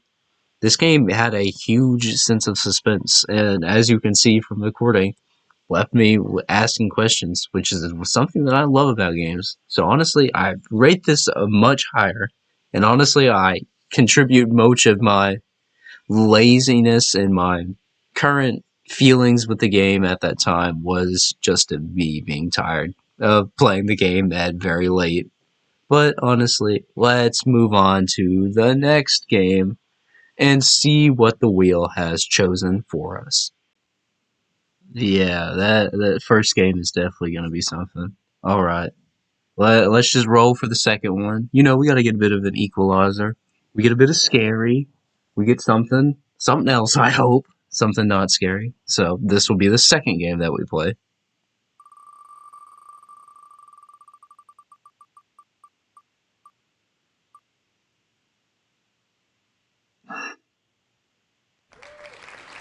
What is it with this, like, sort of horror undertone of these visual novels today? I didn't mean to pick this many, sort of, with a creepy or horror undertone, but yeah, we're getting another one.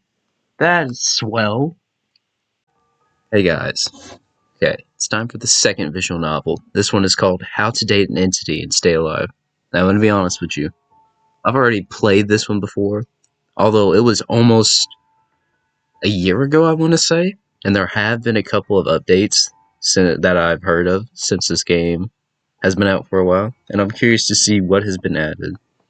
Now, I will say I think this game is a lot shorter, but we'll just see. We'll get into it. Just dive head first.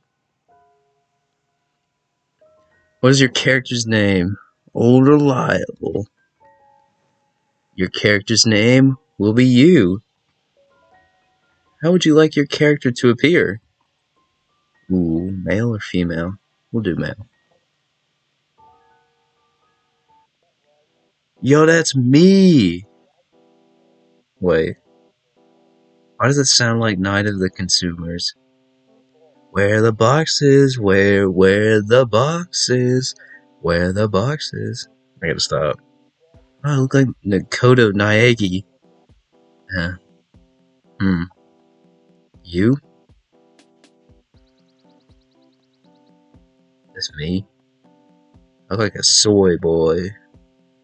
Oh. Are you seriously just gonna sit there all day again? You're 25. You need to start doing something with your life. I am doing something. I'm thinking. And thinking is hard work too, you know. Oh, really? Thinking about what exactly? How to freeload off me forever? What about dating? I know some nice people. I can introduce you to their kids. That's even harder than finding a job. Sigh. Alright then. What is your type? Don't sell yourself short. I'll help. Tell me I've actually given. This is the ultimate pondering face. We're asking the real questions now. What's the type?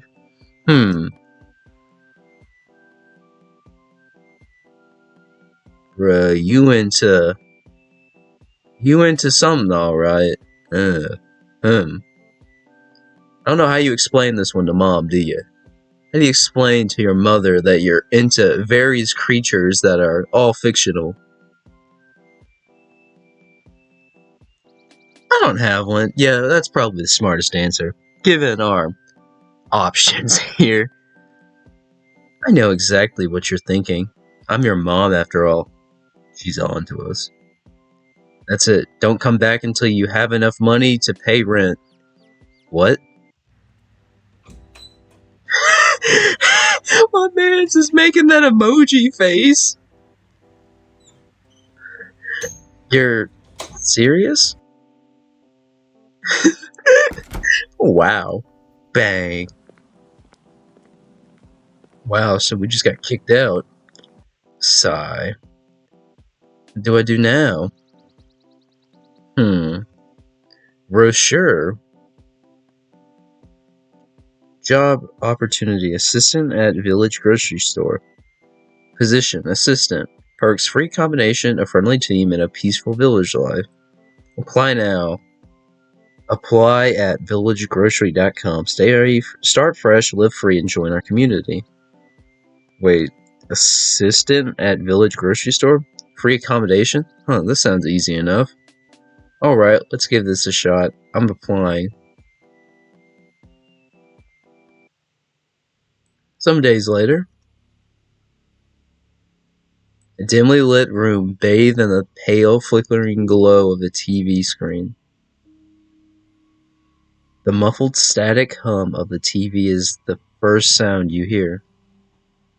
You wake up on the sofa, disoriented. The TV is on, displaying static. Oh, did I get a house? Yo, we're not homeless anymore. Oh, did I accidentally fall asleep? Since when, I wonder? Guess I was a bit too tired. What time is it? Or maybe it all was a dream from the beginning. Clock on the wall ticks loudly, its hands pointing to 9 o'clock. So it's just 9 p.m.? I thought it'd be later than that. My back. I really need to start actually using my bed. That's not good. What's that sound? Is it a siren? Yes, that is a siren. I just realized he's even got the Makoto Aogi or whatever it's called. Something isn't right here. I should look around. Oh, I can actually click. What about the boxes? Where are the boxes? Where the boxes? Yeah, so he got his own house. I haven't had a chance to unpack yet. I'm not making excuses. I've been really busy. At the very least, I unpacked the clothes hanger. Yeah, he actually got a house. Super clean. Is your home truly clean? At Spotless Clean, we go beyond the surface, ensuring every corner of your space is not only neat but immaculate. Our team specializes in thorough deep cleaning techniques that leave no trace behind. Call now for a consultation. Perfect weather for the weekend. Meteorologists predict clear skies and comfortable temperatures this weekend, ideal for outdoor activities. Despite this, some residents claim that an unusual chill has lingered in the air after sundown. Disappearance epidemic. Authorities are baffled by the disappearance of 5 villagers in less than a month, adding to the growing unease in this isolated, storm-swept settlement. The missing, ranging from a little girl to a well-known singer, vanished without a trace, leaving no signs of a struggle or departure. Never expected that buying a newspaper out of pity could help me calm myself down for a bit. Also, why did I even move here again? This village gives me the creeps. Kinda didn't have a choice, really. Window. The view outside the window is nothing. Absolutely nothing. It's like staring into a bottomless pit. Strangely enough, despite the darkness outside, light somehow shines into the room from here. Maybe I should stop being lazy and clean this messy piece of glass, huh?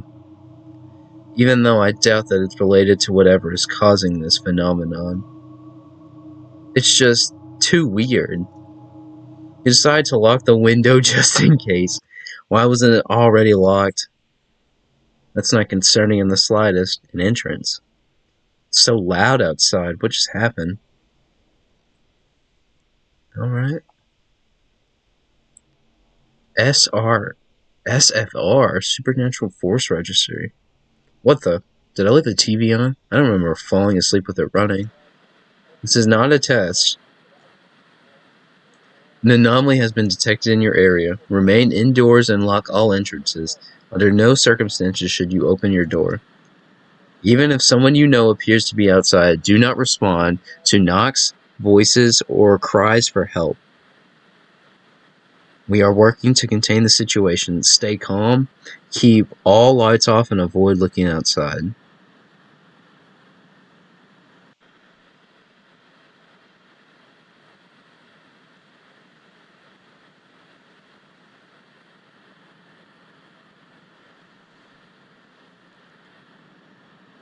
Further instructions will follow. Do not be afraid. Do not be afraid. This broadcast will repeat. Is this a prank? Wait, I just looked outside the window. Okay, maybe I'm just being paranoid. Let's not freak out yet.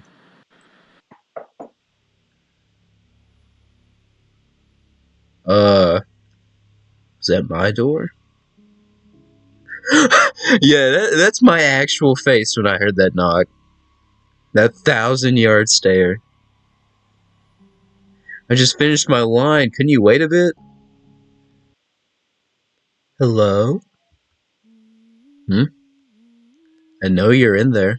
Come out.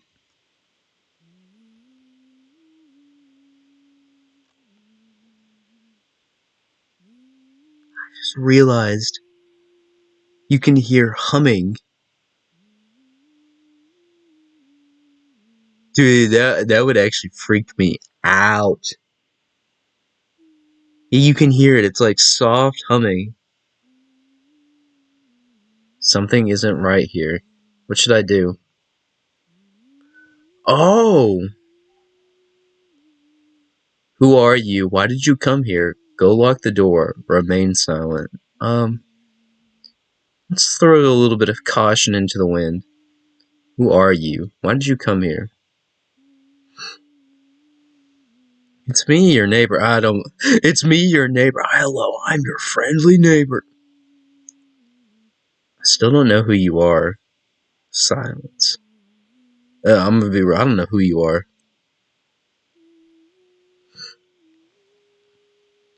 Dude, that humming is so kind of unsettling.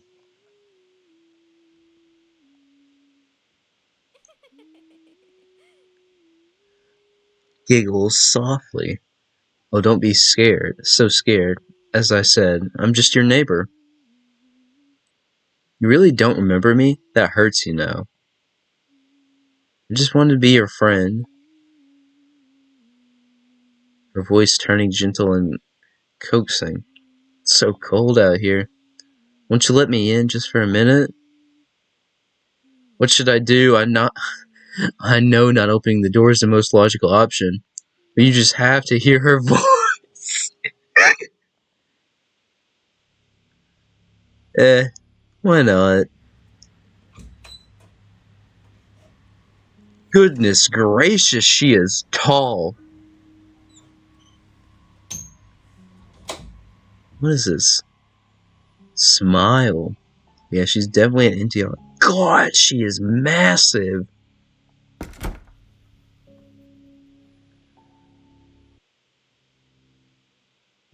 Hi, dear. Who are you, ma'am? I've never seen you before. She's so thick, cough, cough, huge. I shouldn't be this down bad. I feel disappointed in myself. How should I call you? My name is... blank, blank, blank, blank, blank. You can call me Mrs. Mrs. Yeah, that's not gonna be fun pronouncing. I mean, if you want to. Okay. You look so out of it. What about yours? Me, my name is You. You, that's a really weird name. Is that so? Haha. I don't want to hear that from someone literally named. So does she actually have a name? Because he said it, or is it just nothing? My dear, looks like your words and thoughts got all mixed up. By the way, she looks normal. Maybe I'm overthinking.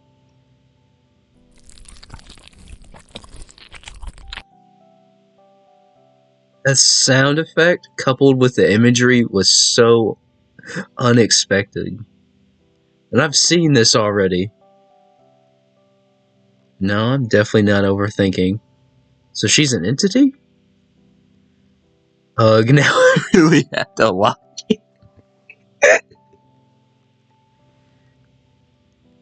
Jokes aside, what's next? Should I ask her out? No way. You're not even at first base yet, dude. Doesn't that mean I date her? No way, that can't be right. Dude, you just met. How can you date already? But I'm not sure if that's a good idea. Herp? Did I hear something? What is that? A piece of paper? Good lord, she's so big!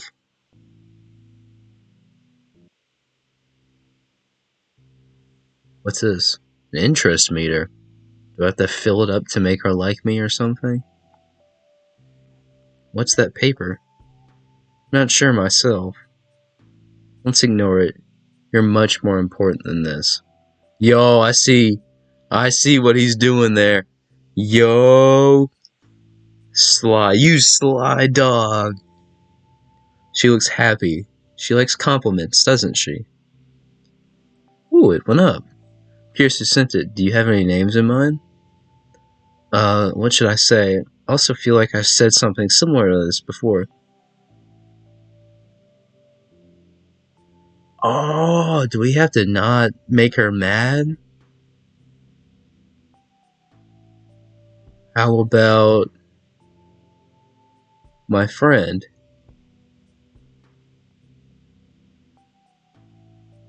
Did that go down?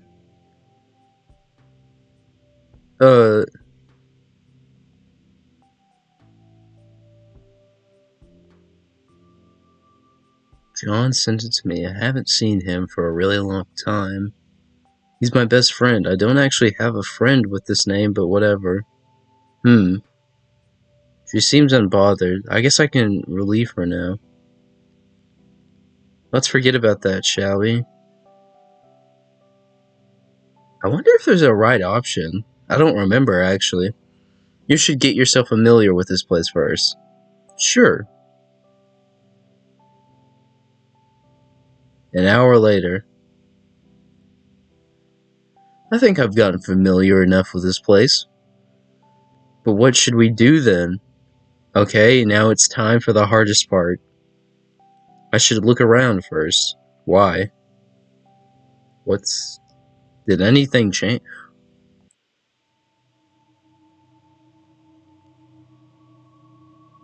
Did that music change? I don't remember this. Hey again, I'm impressed you've managed to handle her so far. She hasn't killed you yet, so you're doing something right. Dietary preferences. Enjoys consuming food similar to humans, displaying a notable preference for sweet foods. While sweets are preferred, she's genuinely accepting of other types of food, explicitly unpleasant to her. Entertainment. This demonstrates a fascination with horror media, including movies and stories. She appears an interest in romantic media, engaging with only mildly love-based themes. Actively despises action media, labeling it as childish and dismissing it with disdain. Prefers conversing with individuals who maintain honesty and composure. Attempts to lie or provoke her may escalate to be unpredictable or potentially hostile behavior. She values participants who remain respectful and avoid challenging or dismissing her preferences. Displays aversion. Displays an intense hatred for insects. Introducing her to insects into her environment or mentioning the conversation is known to elicit a negative reaction. Adhering to all these guidelines ensures safer interactions and reduces the likelihood of an aggressive responses from... Oh, that's what her name is? SFR-01044. So that's what your name is. Miseries. What could I do? Oh, I know. I should give her something. That might calm her down even more. Hey. Did you call me? Yes. You deserve something special. Maybe I can do something for you. Oh, what are you planning now? Should I be concerned? It's not something weird. What's wrong with her? We just met and you want to give me a gift? As if I want to. It's nothing bad, just stay here and relax. I'll be back in a little while. Okay. Finally, some breathing room. Don't get me wrong, I like being around her, but sometimes she's just so sharp. It's like she knows what I'm thinking before I even say it. At least up here, I can relax for a second and think things through. Ah, my room. It's a mess, but it's my mess. There's something about this chaos that feels like home. It's dirty, sure, but it's comfy. No one's judging me here. Well, except maybe the spider in the corner. But hey, spiders are cool, so I don't mind being judged by him. Where's the spider? I don't see him. Alright, focus. I need to grab the thing I need. It's in this box. But first I have to open it up. Just spam click the box. This box... Oh. I made it. Now it's time for...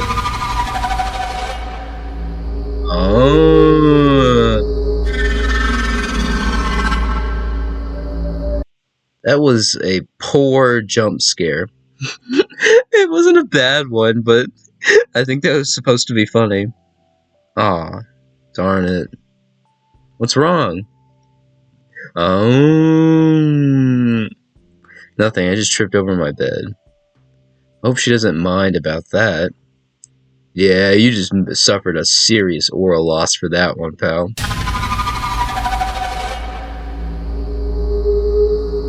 Another swing and a miss.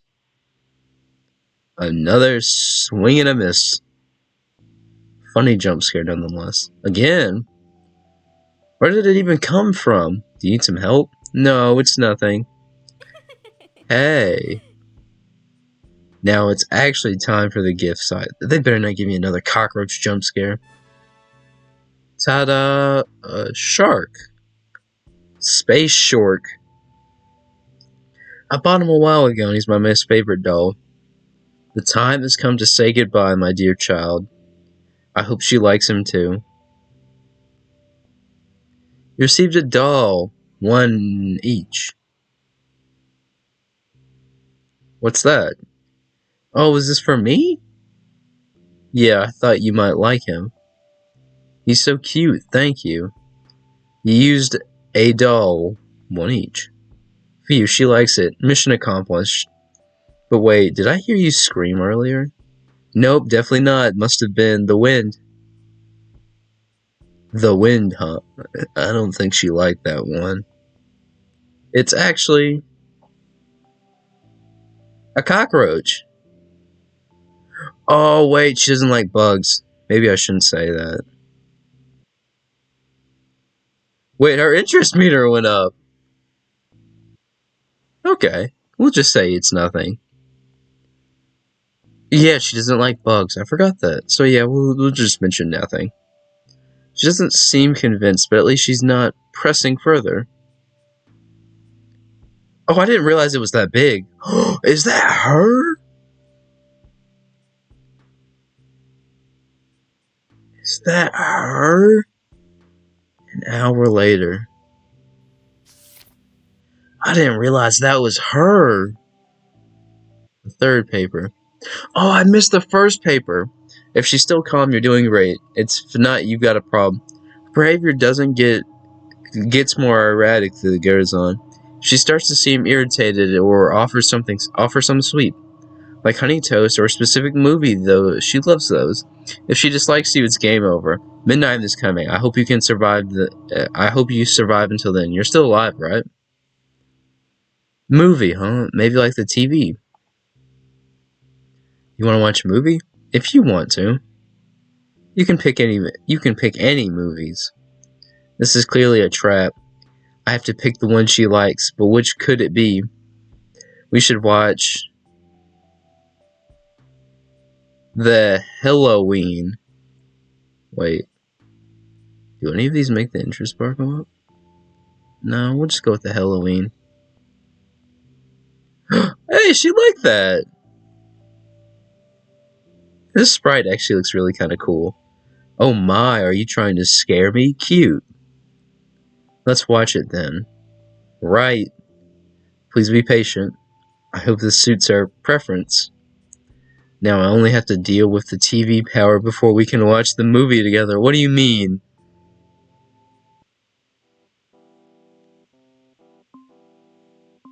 Better not get a random jump scare. A cockroach jump scare. Yes, I was actually able to fix it. Man, you a technician. I don't know how it's actually work. I think we're just gonna go with the sentence.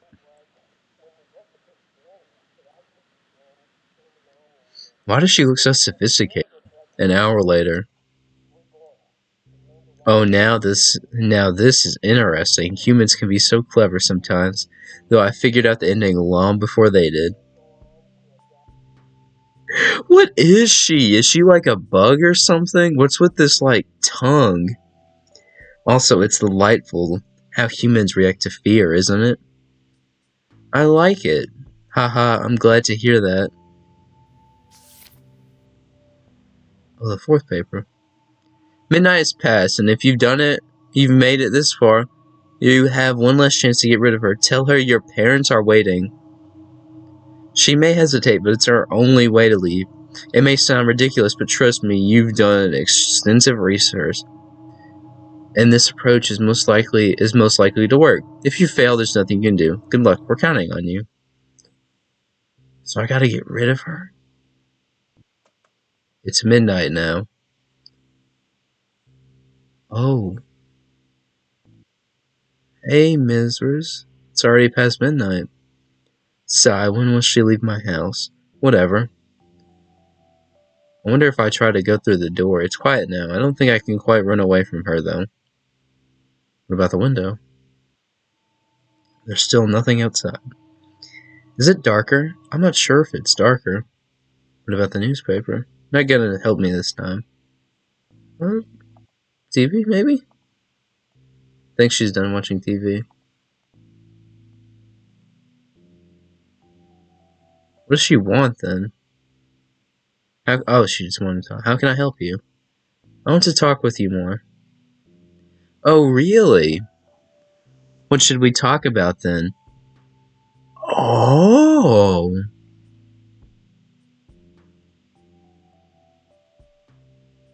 About you. How about that? I'm not saying this. I will. Ara, you want to know more about me? That's right. You're so pretty. Everyone wants to know you more. Something tells me she's not gonna like this. Really? What about this? You still want to know more about me? Do we say yes? I think it's in my best interest that I say yes. Because if no, I think she's just gonna kill me. Well, you know what? Sure, we'll just say yes. Yes, that's... That's really hot. What? I always love a woman who can crush me and devour me alive. I really love... This is truly a unique sentence. I really love Dommy Mommy Lovecraftian Eldritch horror wife. Cough cough, sorry.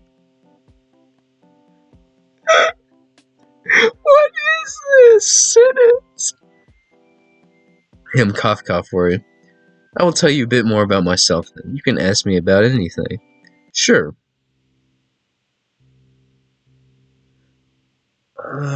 Okay. We can ask, what are you? Why, miss? Why me? How about, what are you feels so insensitive, but like, what are you? You mean, who am I? I'm just teasing you. Don't be too serious. Oh, what do you think then? Eh? Why have to answer then when I'm the one who's asking? Sigh, whatever. I think you are the devil. An urban legend of this village, an alien.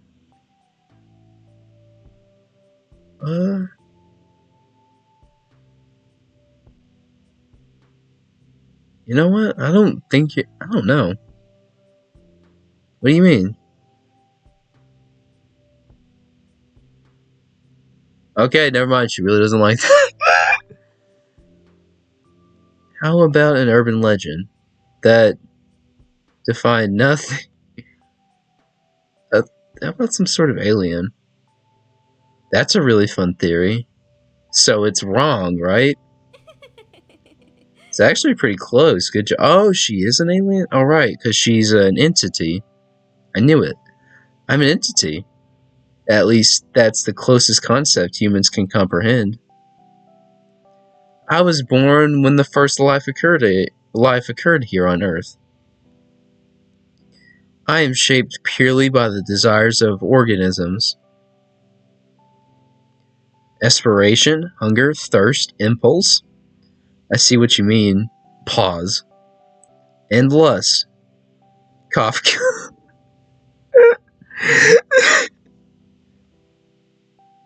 I thought you would be smaller in terms of power scale.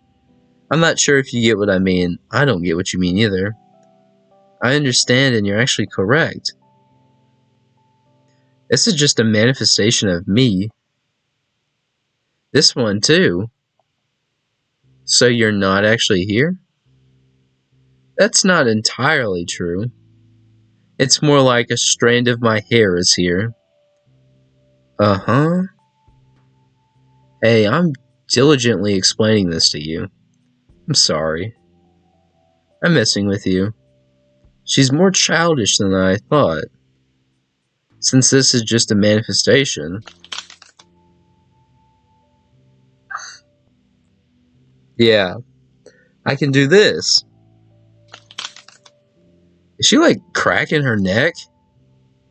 I can do this too. What do you think about it? Good. Good. I don't want to be rude, but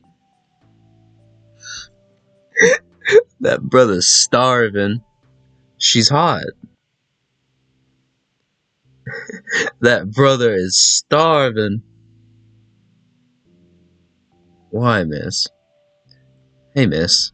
Why are you miss instead of miss? Do you even know the definition? Why? Because I like how miss sounds better. Also, I'll have to change it eventually, won't I? Change it? What do you mean? Isn't it obvious? You humans insist on assigning labels and titles to things you don't fully understand. Well, yeah, but Mr. especially refers to a married woman. Exactly. Then it fits perfectly, doesn't it? Wait, well, what? Who? Him? I think we're straying from the point here. I'm just teasing. But really, I like Maris. It carries a certain charm.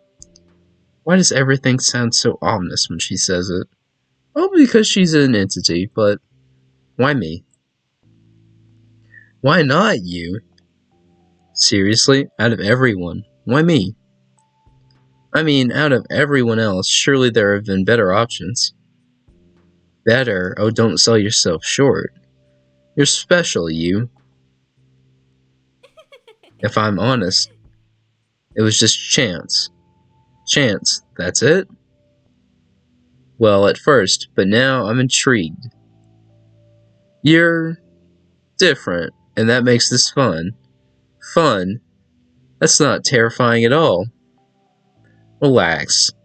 If it weren't you, it'd be someone else. Great, totally not ominous. I'm done with asking. Is that so? Okay then. Man, she is so much taller than him. An hour later. You said you lived with your family? Yes. And you have sisters and brothers? Correct. Her story actually sounds more normal than I thought, but I'm not sure if there's actually any truth in it or not. I'm surviving, that's all that matters. Another note. Oh, there's nothing different. Can I keep talking to her? I think she's done talking. Should I try to... I don't think I can run away. No. I don't think any of these are different yet.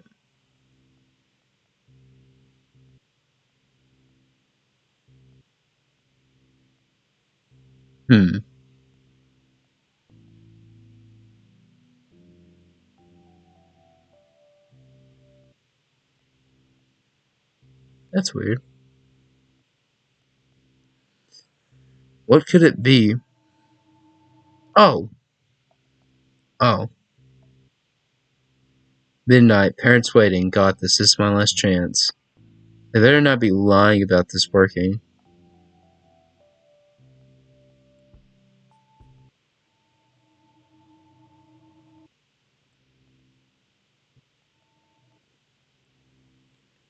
Oh, we can go into the kitchen. How about we grab something to eat? Oh, I thought you'd never ask. So what's on the menu? Do you have anything special for me? All right, she likes sweet things if I remember correctly, like candy. Don't worry, I've got something. I'm sure you'll love it. Oh yeah, honey toast. What do you think about it? Honey toast? Oh, you're really spoiling me now. It's a personal favorite. Sweet, warm, and comforting like me. Wink. Oh, someone's given some subliminal messages. Ugh, this is so good. Yeah. Way to say it. Well, way to say it myself. I hope that's true. Please wait here patiently, Miss. Can finally say it right. I've almost never used anything in here. Why does it look so dirty? It has to be the lighting, surely. Okay, enough with the yapping. Do I actually gotta cook the honey? What's that? Is it the... Oh, a knife! Should I pick it up? Why is this a choice? I guess we're gonna need to cut the bread. You know what? No, I'm not gonna pick it up.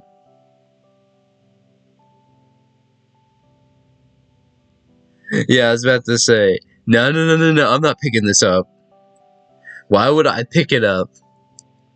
So I say, I don't need it. And I was about to say, I don't need bread. I don't need a knife for any of this.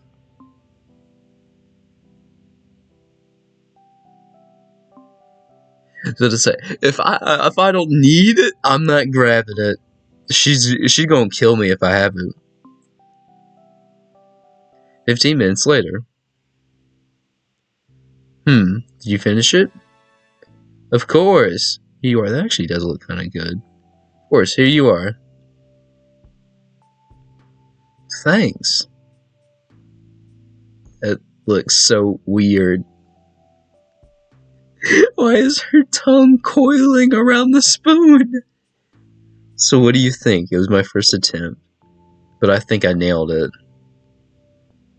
She looks so weird. It's not bad actually. A bit sweeter than I expected though. Sweeter? Oh no, did I add too much syrup? But don't worry, I prefer it sweet. Phew, that's a relief. I thought I messed it up. I thought I was going to die there. Glad you liked it. What is this ominous? Is she drinking the syrup? An hour later. So it's like 2 in the morning or like 1 in the morning? Well, thank you for the meal. No problem.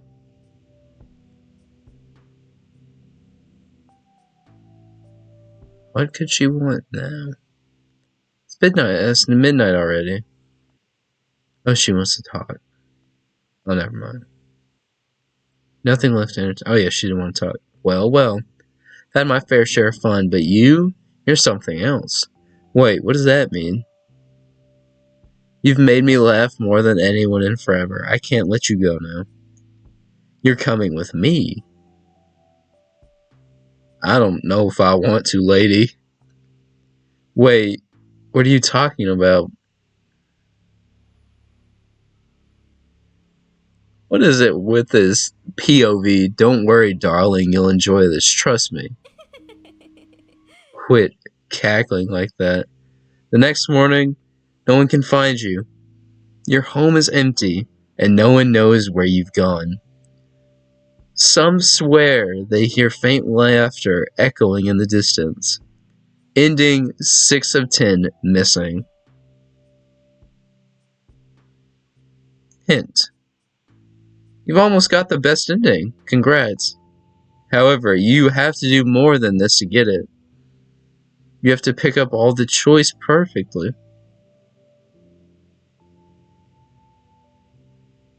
To show your shouldn't touch. Wonder what those are. That was How to Date Entity and Stay Alive. It was actually pretty good. It seemed the same from what I played like a year ago, but it seemed pretty good, honestly. That cockroach jump scare, it did not get me. It was very funny, but honestly, it's pretty good.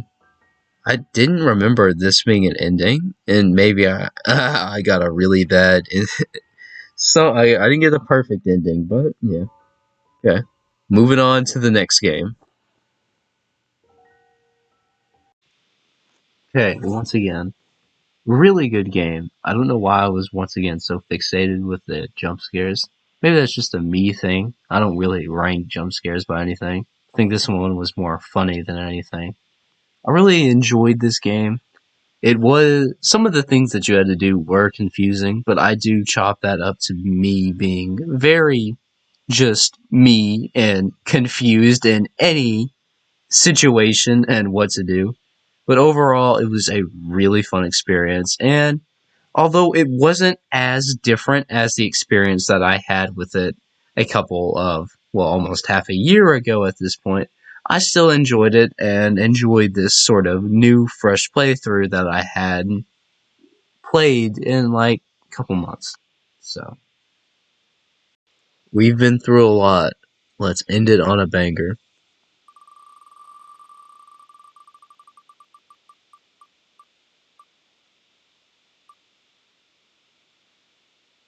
Oh my. This is gonna be funny.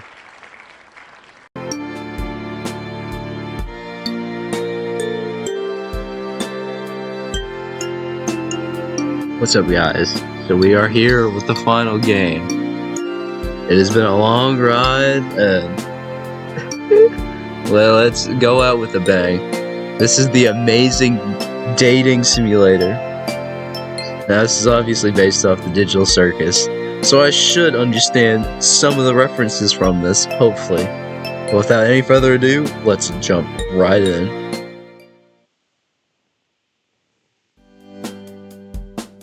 Disclaimer, this is a fan-made and has no way officially affiliated or endorsed by Glitchworks Productions or Gooseworks. All events and interactions in this game are not canon. Please do not reach out or harass anyone about Glitch's production team about this game. This game contains bright flash transitions.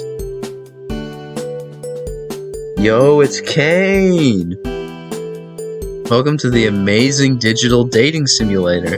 A slice of life styled school setting where anything and everything is possible. I'm Kane and I'll be your principal for this duration of your stay at the amazing Digital Academy. Help your classmates pull pranks on the teacher, become a straight-A student or a rule-breaking delinquent, all of this while possibly finding love along the way. But enough about my wonderful creation. Let's get you enrolled. First thing, what uniform will you be donning? Oh, you can wear it. You get the pig. So I'm assuming we're getting the pig, our gender. We'll go with this one. Sounds good. How about your name? What should we call you? Once again, going with old reliable. You. You. Are you sure? Huh? Are you sure you like that name? When you say it that way, I'm not sure. Yep, that's my name. Alrighty then, you. And let's head inside.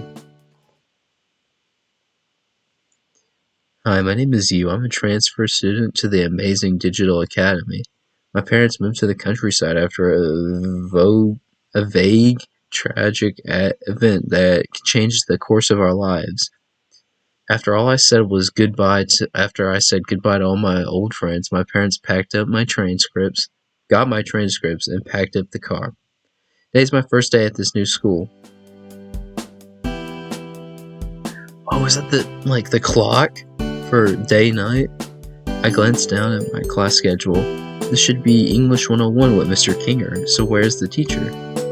As I step into the room to let in any other students that might be late to class, someone else hops into the room.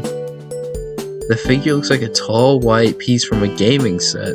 Specifically, he looks like a king in chess. Wonder who that could be. It takes me a moment to put two and two together, but when I do, I almost groan at the pun. Surely his name really can't be Kinger. Hello, my name is Kinger. You must be pleased to meet me. Mr. Kinger extends a gloved hand, which I shake more out of an instinct than out of a genuine sense of excitement. Good morning, students. On the docket today, we have a new student named... what was your name again? Oh, hey everyone, I'm you. I can look forward to learning with you, and I hope we can all be friends.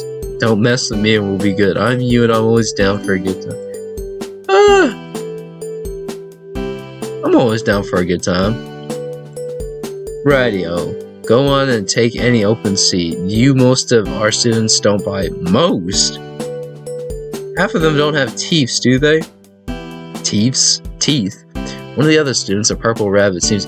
My Sheila! I know who that is. Seems to grin at this. I take a moment to think of who to sit by. Oh, do I get to pick? To the girl in the colorful hat and sailor uniform. The shy-looking girl with the comedy mask and a ribbon body. So this must be... Ragatha? I'm assuming this is... Angle. This is Zubul. This is Jax. Oh wait, no, this is Jax. You're sitting the teachers? Who would I want to sit by? Oh, this is Ragatha. I guess we'll go sit by Pomni. Sure, we'll go sit by Pomni. Hi. She gives me a shy wave as she's surprised I want to sit next to her. Hello there. I squint down at her desk. Written on is the name XDDCC. Though I'm pretty sure I heard another student address her as Pomni. Dutch. It's Pomni. She says, covering the plaque on her desk with one of her gloves. Just Pomni. She lets out a sigh. When I first got here, well, it's a long story, but basically I can remember my name, so Kane tried to make a new one up for me. For the first few days I was here, I was XDDCC. How did she manage to pronounce that? But no one could pronounce that, so we ended up going with the second name that he had picked out, Pomni. Guess that makes sense. As much sense as anything makes here, at least. Though, come to think of it, since you had just showed up, I'm officially not the newest one around here. So I can show you the ropes if you're interested. Just as she said that, the ragdoll student at the front of the class seems to take notice of us walking over to our desk. Oh, hey Ragatha. Hi, you two. Pomni, are you making friends over there with the new transfer student? Hey Ragatha. Why does she sound so... Yep, just talking to you. Pomni turns towards me. This is Ragatha. She's our class president. Oh! Our class president? That makes so much sense for Ragatha. Somewhat? Ragatha extends a hand towards me. Welcome to our school, you. If you ever need help with anything, I'm your guy. Oh, I like that she has a button eye and a normal eye. That's so cool. She beams. I'm happy you and Pomni are getting along. Can I tempt you with a tour of the school later? Maybe Pomni can come along too, what'd you think? That's really okay, Ragatha. I've been on your tour a few times. I'll sit this one out. Oh, you sure? Well, okay. What do you say, you? She says, leaning towards me. Oh! Actually, I'd like to keep talking with Pomni. Can you teach? Let's stay loyal to Pomni, and so we did come over here to talk with her, so we'll have to turn Ragatha down for now. We'll just talk to Pomni. Oh, cool. Pomni gives me a small wave. Right, sure thing. I'll leave you two at it then. Ragatha seems to take it all in stride. It's kind of cool that we have someone else to talk to. Really? Yeah, I mean everyone here treats all the weirdness of the school just like business as usual. Now I get to see how you react to all the weirdness for the first time. Gulp. It's weirder than this. Yep. I was just settling into my desk and getting used to this place when something burst into the room. Principal Kane, how excited to have you in our class today. The figure appeared to address us. At his side was a buzzard with a razor-sharp teeth. I don't think I'll ever get used to this school. Yo, is that Mr. Shimmy Shimmy Yay Shimmy Yay Shimmy Ah drank swallow la la? Mr. Shimmy Shimmy Yay Shimmy Ah drank swallow. King of our class, how do you do? Principal Kane extends a hand, gesturing to all of us before freezing in place. The sound like porcelain teeth grinding against porcelain. His teeth slam shut. His eyes slowly extrude from his teeth like they are not solid objects. You wasn't expecting you here. Maniac enthusiasm shuffles his voice as he points his cane at me. Maybe it'll be the secret ingredient to make this school more interesting. He pauses a moment, rubbing the base of his chin in contemplation for a moment. Is there a reason you're here, Kane? Zubul speaks to him like they're addressing an annoying insect instead of the principal of the school. Kane perks up. That's right, the reason I'm here to make sure we all have an enriching academy experience, one filled with fun, danger, and adventure. He begins to list more and more descriptors, increasing his breakneck speed until he can't even tell what he's saying. Most of all, interesting to our studio audience. He turns towards the window and stares out for a moment. Is he addressing somebody? Doesn't appear to be anyone outside. However, the numbers are in students, and it turns out school dramas are just white noise. Anyway, this is time that I tell you that means the end of the school life as we know it. Kane bites on his hands in mocks of horror. Class and Kinger play along, gasping at it in revelation. Gangle looks ready to burst into tears. The cat scream caught me off guard and was so funny. However, my sweet-toothed students, your benevolent principal has found a way to bring public interest back to the school in a major way. At this point, the sharp-toothed bubble next to him pipes up. How are you bringing interest back to the school, Mr. President? Kane shoots the bubble as a confused look, but hits his stride a moment later. You see, my little Tomar emeralds, what's one thing no academy around here has ever had? A cast of colorful characters? So that's what he looks like? Looks like a bendy character. A competent principal. And adequate funding? Kane shakes his head. Wrong, and surprisingly right, but also not relevant to what I'm talking about. No school around here has had a culture festival celebrating the unique talents of its students. So I, being your benevolent principal, have decided to put your class in charge of throwing the best culture festival in this side of the Pacific Ocean. Make it flashy, we gotta keep our interest of our investors after all. Egods, I'm almost late for my deep tissue massage.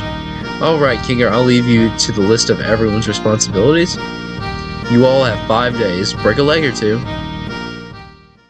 As abruptly as he appeared, Kane darts out of the room, disappearing from view as he heads to his appointment.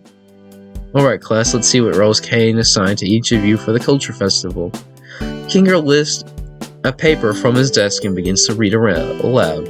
Ragatha, as the class representative, I trust you to organize the other students and make sure the festival proceeds with no issues. You can count on me.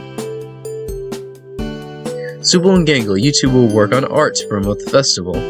We have a pretty big school here, so we'll need plenty of posters and some art to display during the festival. I don't know, I still don't have anything I'm comfortable showing to everyone else. Omni and Jax, look up what a culture festival is. Shouldn't we do that before we start making posters? No, I like his idea. Plus, we get to see what Gangle comes up with after for our posters. If anything, like what she comes up with when she draws Ragatha. Jax! Gangle interrupts Jax before he can finish his thought, pleading with him to stay quiet. The class erupts into chaos as Zubul and Gangle argue with Jax. Pomni tries to find out what a culture festival is, and Rangathan tries to salvage what remains of a class and get her classmates to pay attention. For his part, Mr. Kinger seems content to let the student bicker amongst themselves. Maybe he didn't have the rest of his lesson planned and was just waiting out the lunch bell. As if it summoned it by thinking of it, the lunch bell sounds. Everyone drops their arguments and flies out of the classroom. Time to find out what I'm doing for lunch. Ooh, do I get to pick? After the chaotic first half of my day, I had worked up quite the appetite. The cafeteria was bustling with unfamiliar faces. Around me there was a selection of places to buy lunch in, but none of them stood out for none another. I just realized this is a mannequin. This reminds me of the disappearing guy. I had to pick up something to eat at the nearest food place and set about deciding where to sit down. Still, as I scanned the bustling lunchroom, I didn't recognize anyone from class. Oh.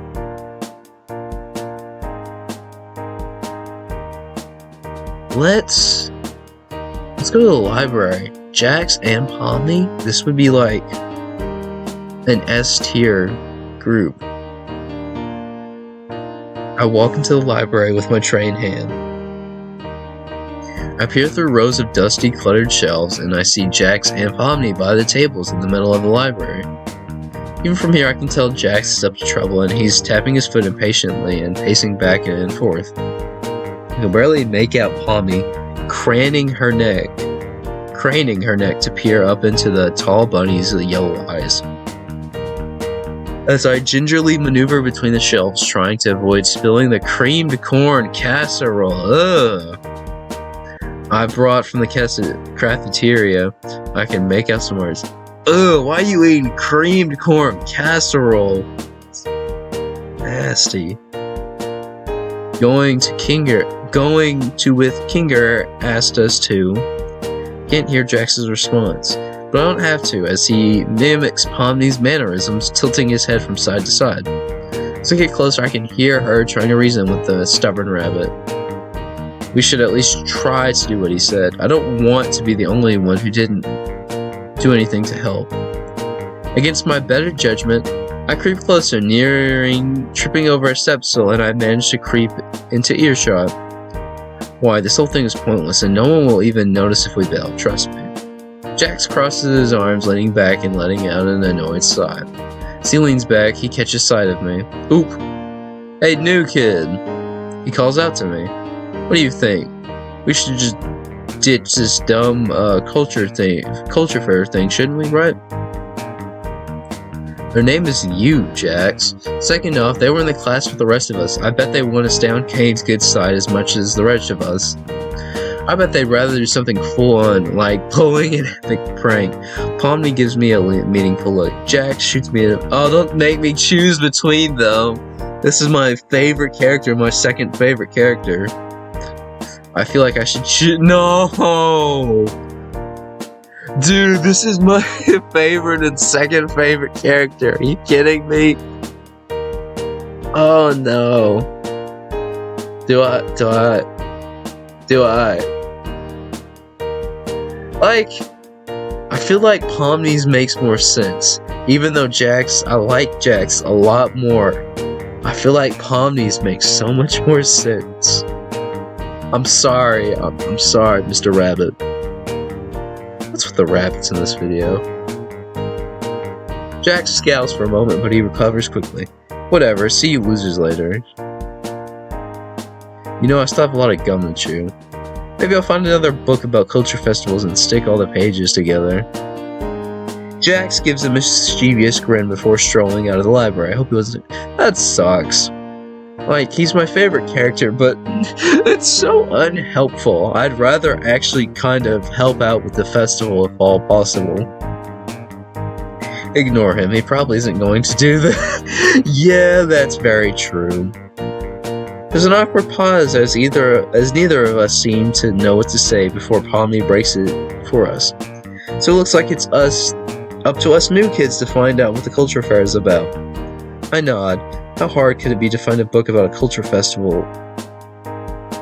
Proceed into the depths of the library. I pretty much forgot about their lunch as we researched this out. What was the whole point of going to lunch then? Each book is caked with dust. It feels like the library is a forgotten archive. The more we scour the shelves, the more we realize how daunting of a task this would actually be. These don't seem to be organized by genre. She looks over at me. Yeah, they don't seem to be in an alphabetical order either. What's on yours shelf? Pomni lifts up a book with a happy puppy on the front, and the title reading, Spot's Day Out.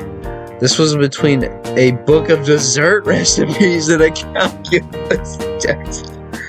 What is this organizing system? So it's really just random, huh? You know what? That's very fitting, especially for a school that Kane is the principal of.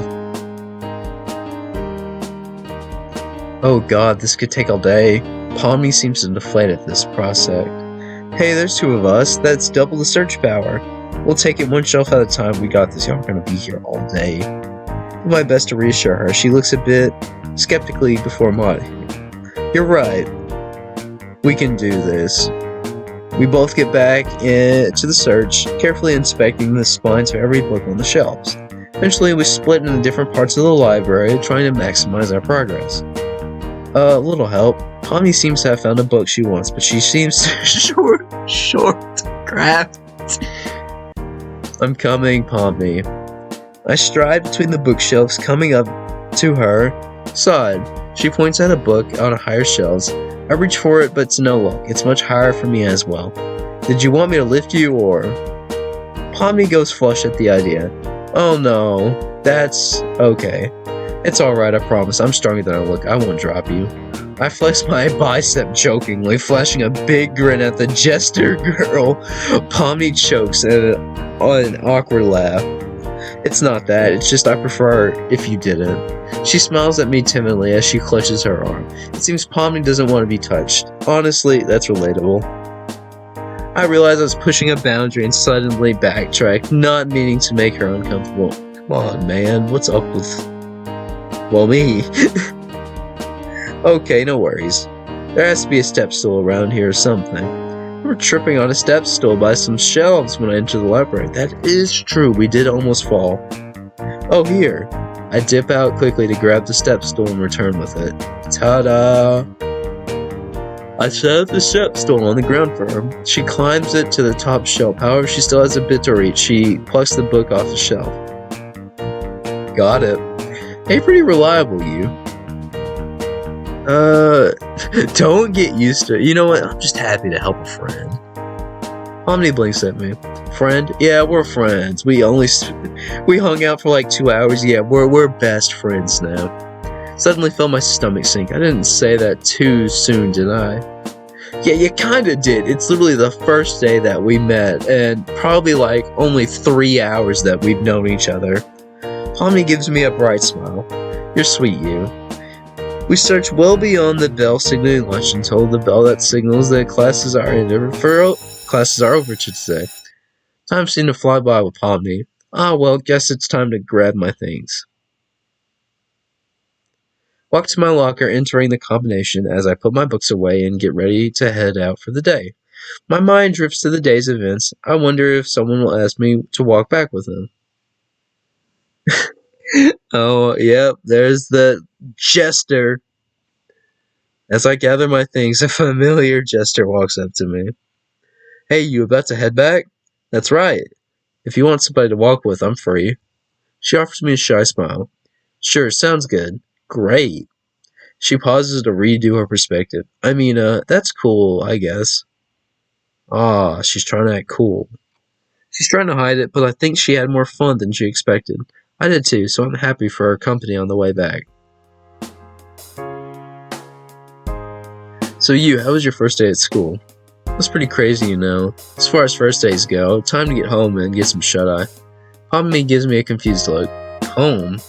Yeah, you know, home with my parents to relax. Right. She gives me a concerned look. What? Is there something wrong with going home? I don't know how to tell you this.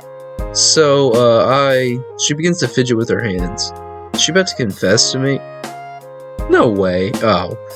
Well, let me ask you this. Where do you think you live? Oh, it's one of the, we don't have anywhere to go. Because this is the digital circus. What kind of question is that? I live in...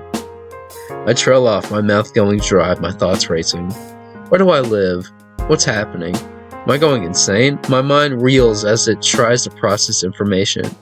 It can only fill in the blanks. The faces and names of my parents, which... what my house looks like, how I got to school. It's only I feel a trickle of blood running down my nose as I strain to my mind for something, anything that defines my life outside of the school. Then I look over this girl that I've spent the day with. Omni is looking at me with a kind of expression on her face. I thought so. When people come to the school, they forget everything about their outside world. Oh. I even forgot my name before I came here. She offers me a comforting smile. The warmth of her smiles anchors me in the moment, pulling me back from my fractured thoughts as my thoughts return to the current moment. So what do we do now? Do we just go back inside and sleep at our desk? Omni chuckles. Sorry, I wasn't laughing at you. You just sounded so shocked when you asked me. Kane actually provided us some dorms to stay at during the night. Dorms? Omni rubs the back of her neck as she gives me an apologetic smile. Yeah, I know. But it was nice of Kane to set up a place for us to stay in. I nod, still processing everything. Pomni starts walking ahead of us towards the building nearby. Come on, let's go find your room. Oh, so that's what they look like. The dorm building is completely unremarkable, but maybe that's a good thing. We stride past door after door until we come at the end of the second floor. Each door is decorated according to the personality of each person staying inside. For instance, Gangle's door looks like a traditional Japanese-style door. Oh, that door. Omni's door is half red and half blue, mimicking the vibrant shades she normally wears around the school and the color of her eyes. Oh, this is my door? My door is a plain oak door with the name U embossed on the brass nameplate. This is your room. She smiles nervously. I nod. Are you going to be okay? I hesitate at a moment before nodding again. Open the door, which is unlocked. Oh, it's very, generic. A gray mattress sits on a wood bed frame. A duvet with the school's emblem is on top of the mattress, as well as a pair of plain light pillows. A desk with a set of pens and pencils has also been placed at the room, along with an old desk and a desktop that seems to belongs in the 90s. Pommy steps in with me. This is a lot to take in. Yeah. She rubs the back of her neck. Well, I'm just down the floor if you need me. Look for the blue and red door. Can't miss it. She offers a nervous giggle. Okay, I'm sorry if I'm spacing out. It's just... lots to take in, I know. She offers me a sympathetic smile.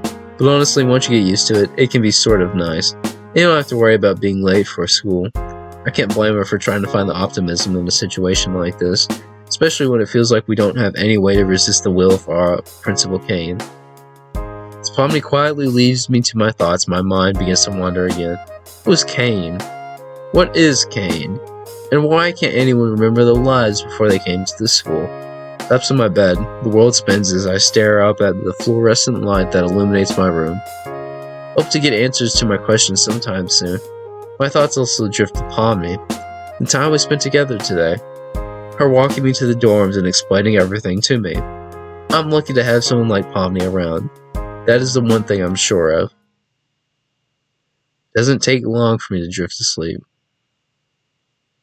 He is honk shooing after like 10 winks of his eyeballs. Doesn't feel like I was sleeping long when the lights in my room flash on, as if overridden by some remote console. The room to my door flies open as confetti sprays from the fire sprinkler. Doesn't that violate some sort of building safety code, huh? Oh, it's Kane. Hello, my darling toy box characters. Principal Kane announces from what sounds like the hallway. Oh well, time to investigate. Oh, Kane is here! Kane, what the are you doing to pull this late at night? Haha, Zubul. His laugh is fast, forced, and maniac. As if he's a... Why does Gangle have a pillow? It's as if he's used to this treatment, but none too pleased by it. You're lucky I even let you get to sleep. This he blurts out in a harsh monotone before recovering his cheery demeanor. I'm here because even with the culture fair pulling in new viewers, we're still not hitting the numbers that the Academy needs us to, which is why I've secured some sponsorship. He stretches out the last word, using some sort of effect to apply an ethereal reverb to his words. Without further ado, I introduce you all to... A drum roll plays for somewhere in the background. Ragatha looks a little bit more awake, but the rest of us are still trying to shake off sleep to understand what exactly Principal Kane is talking about. A Wacky Watch?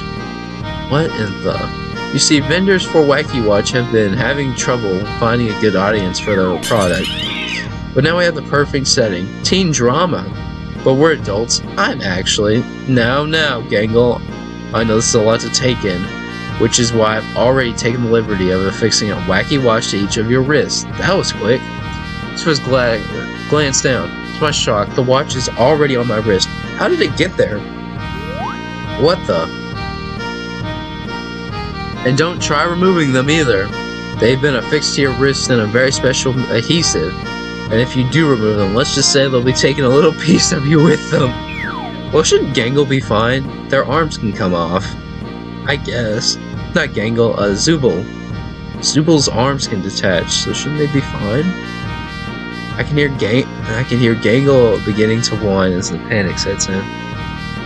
Omni tugs at her Wacky Watch, but no matter how hard she tugs, the wristwatch stays affixed, her glove stretching like a rubber band as she pulls at the watch. Ragatha just looks down with a resigned sigh. Kane, I don't want to remove the arm with the Wacky Watch. What the... Oh, I can't remove the arm. Principal Kane ignores our complaints as he continues his monologue.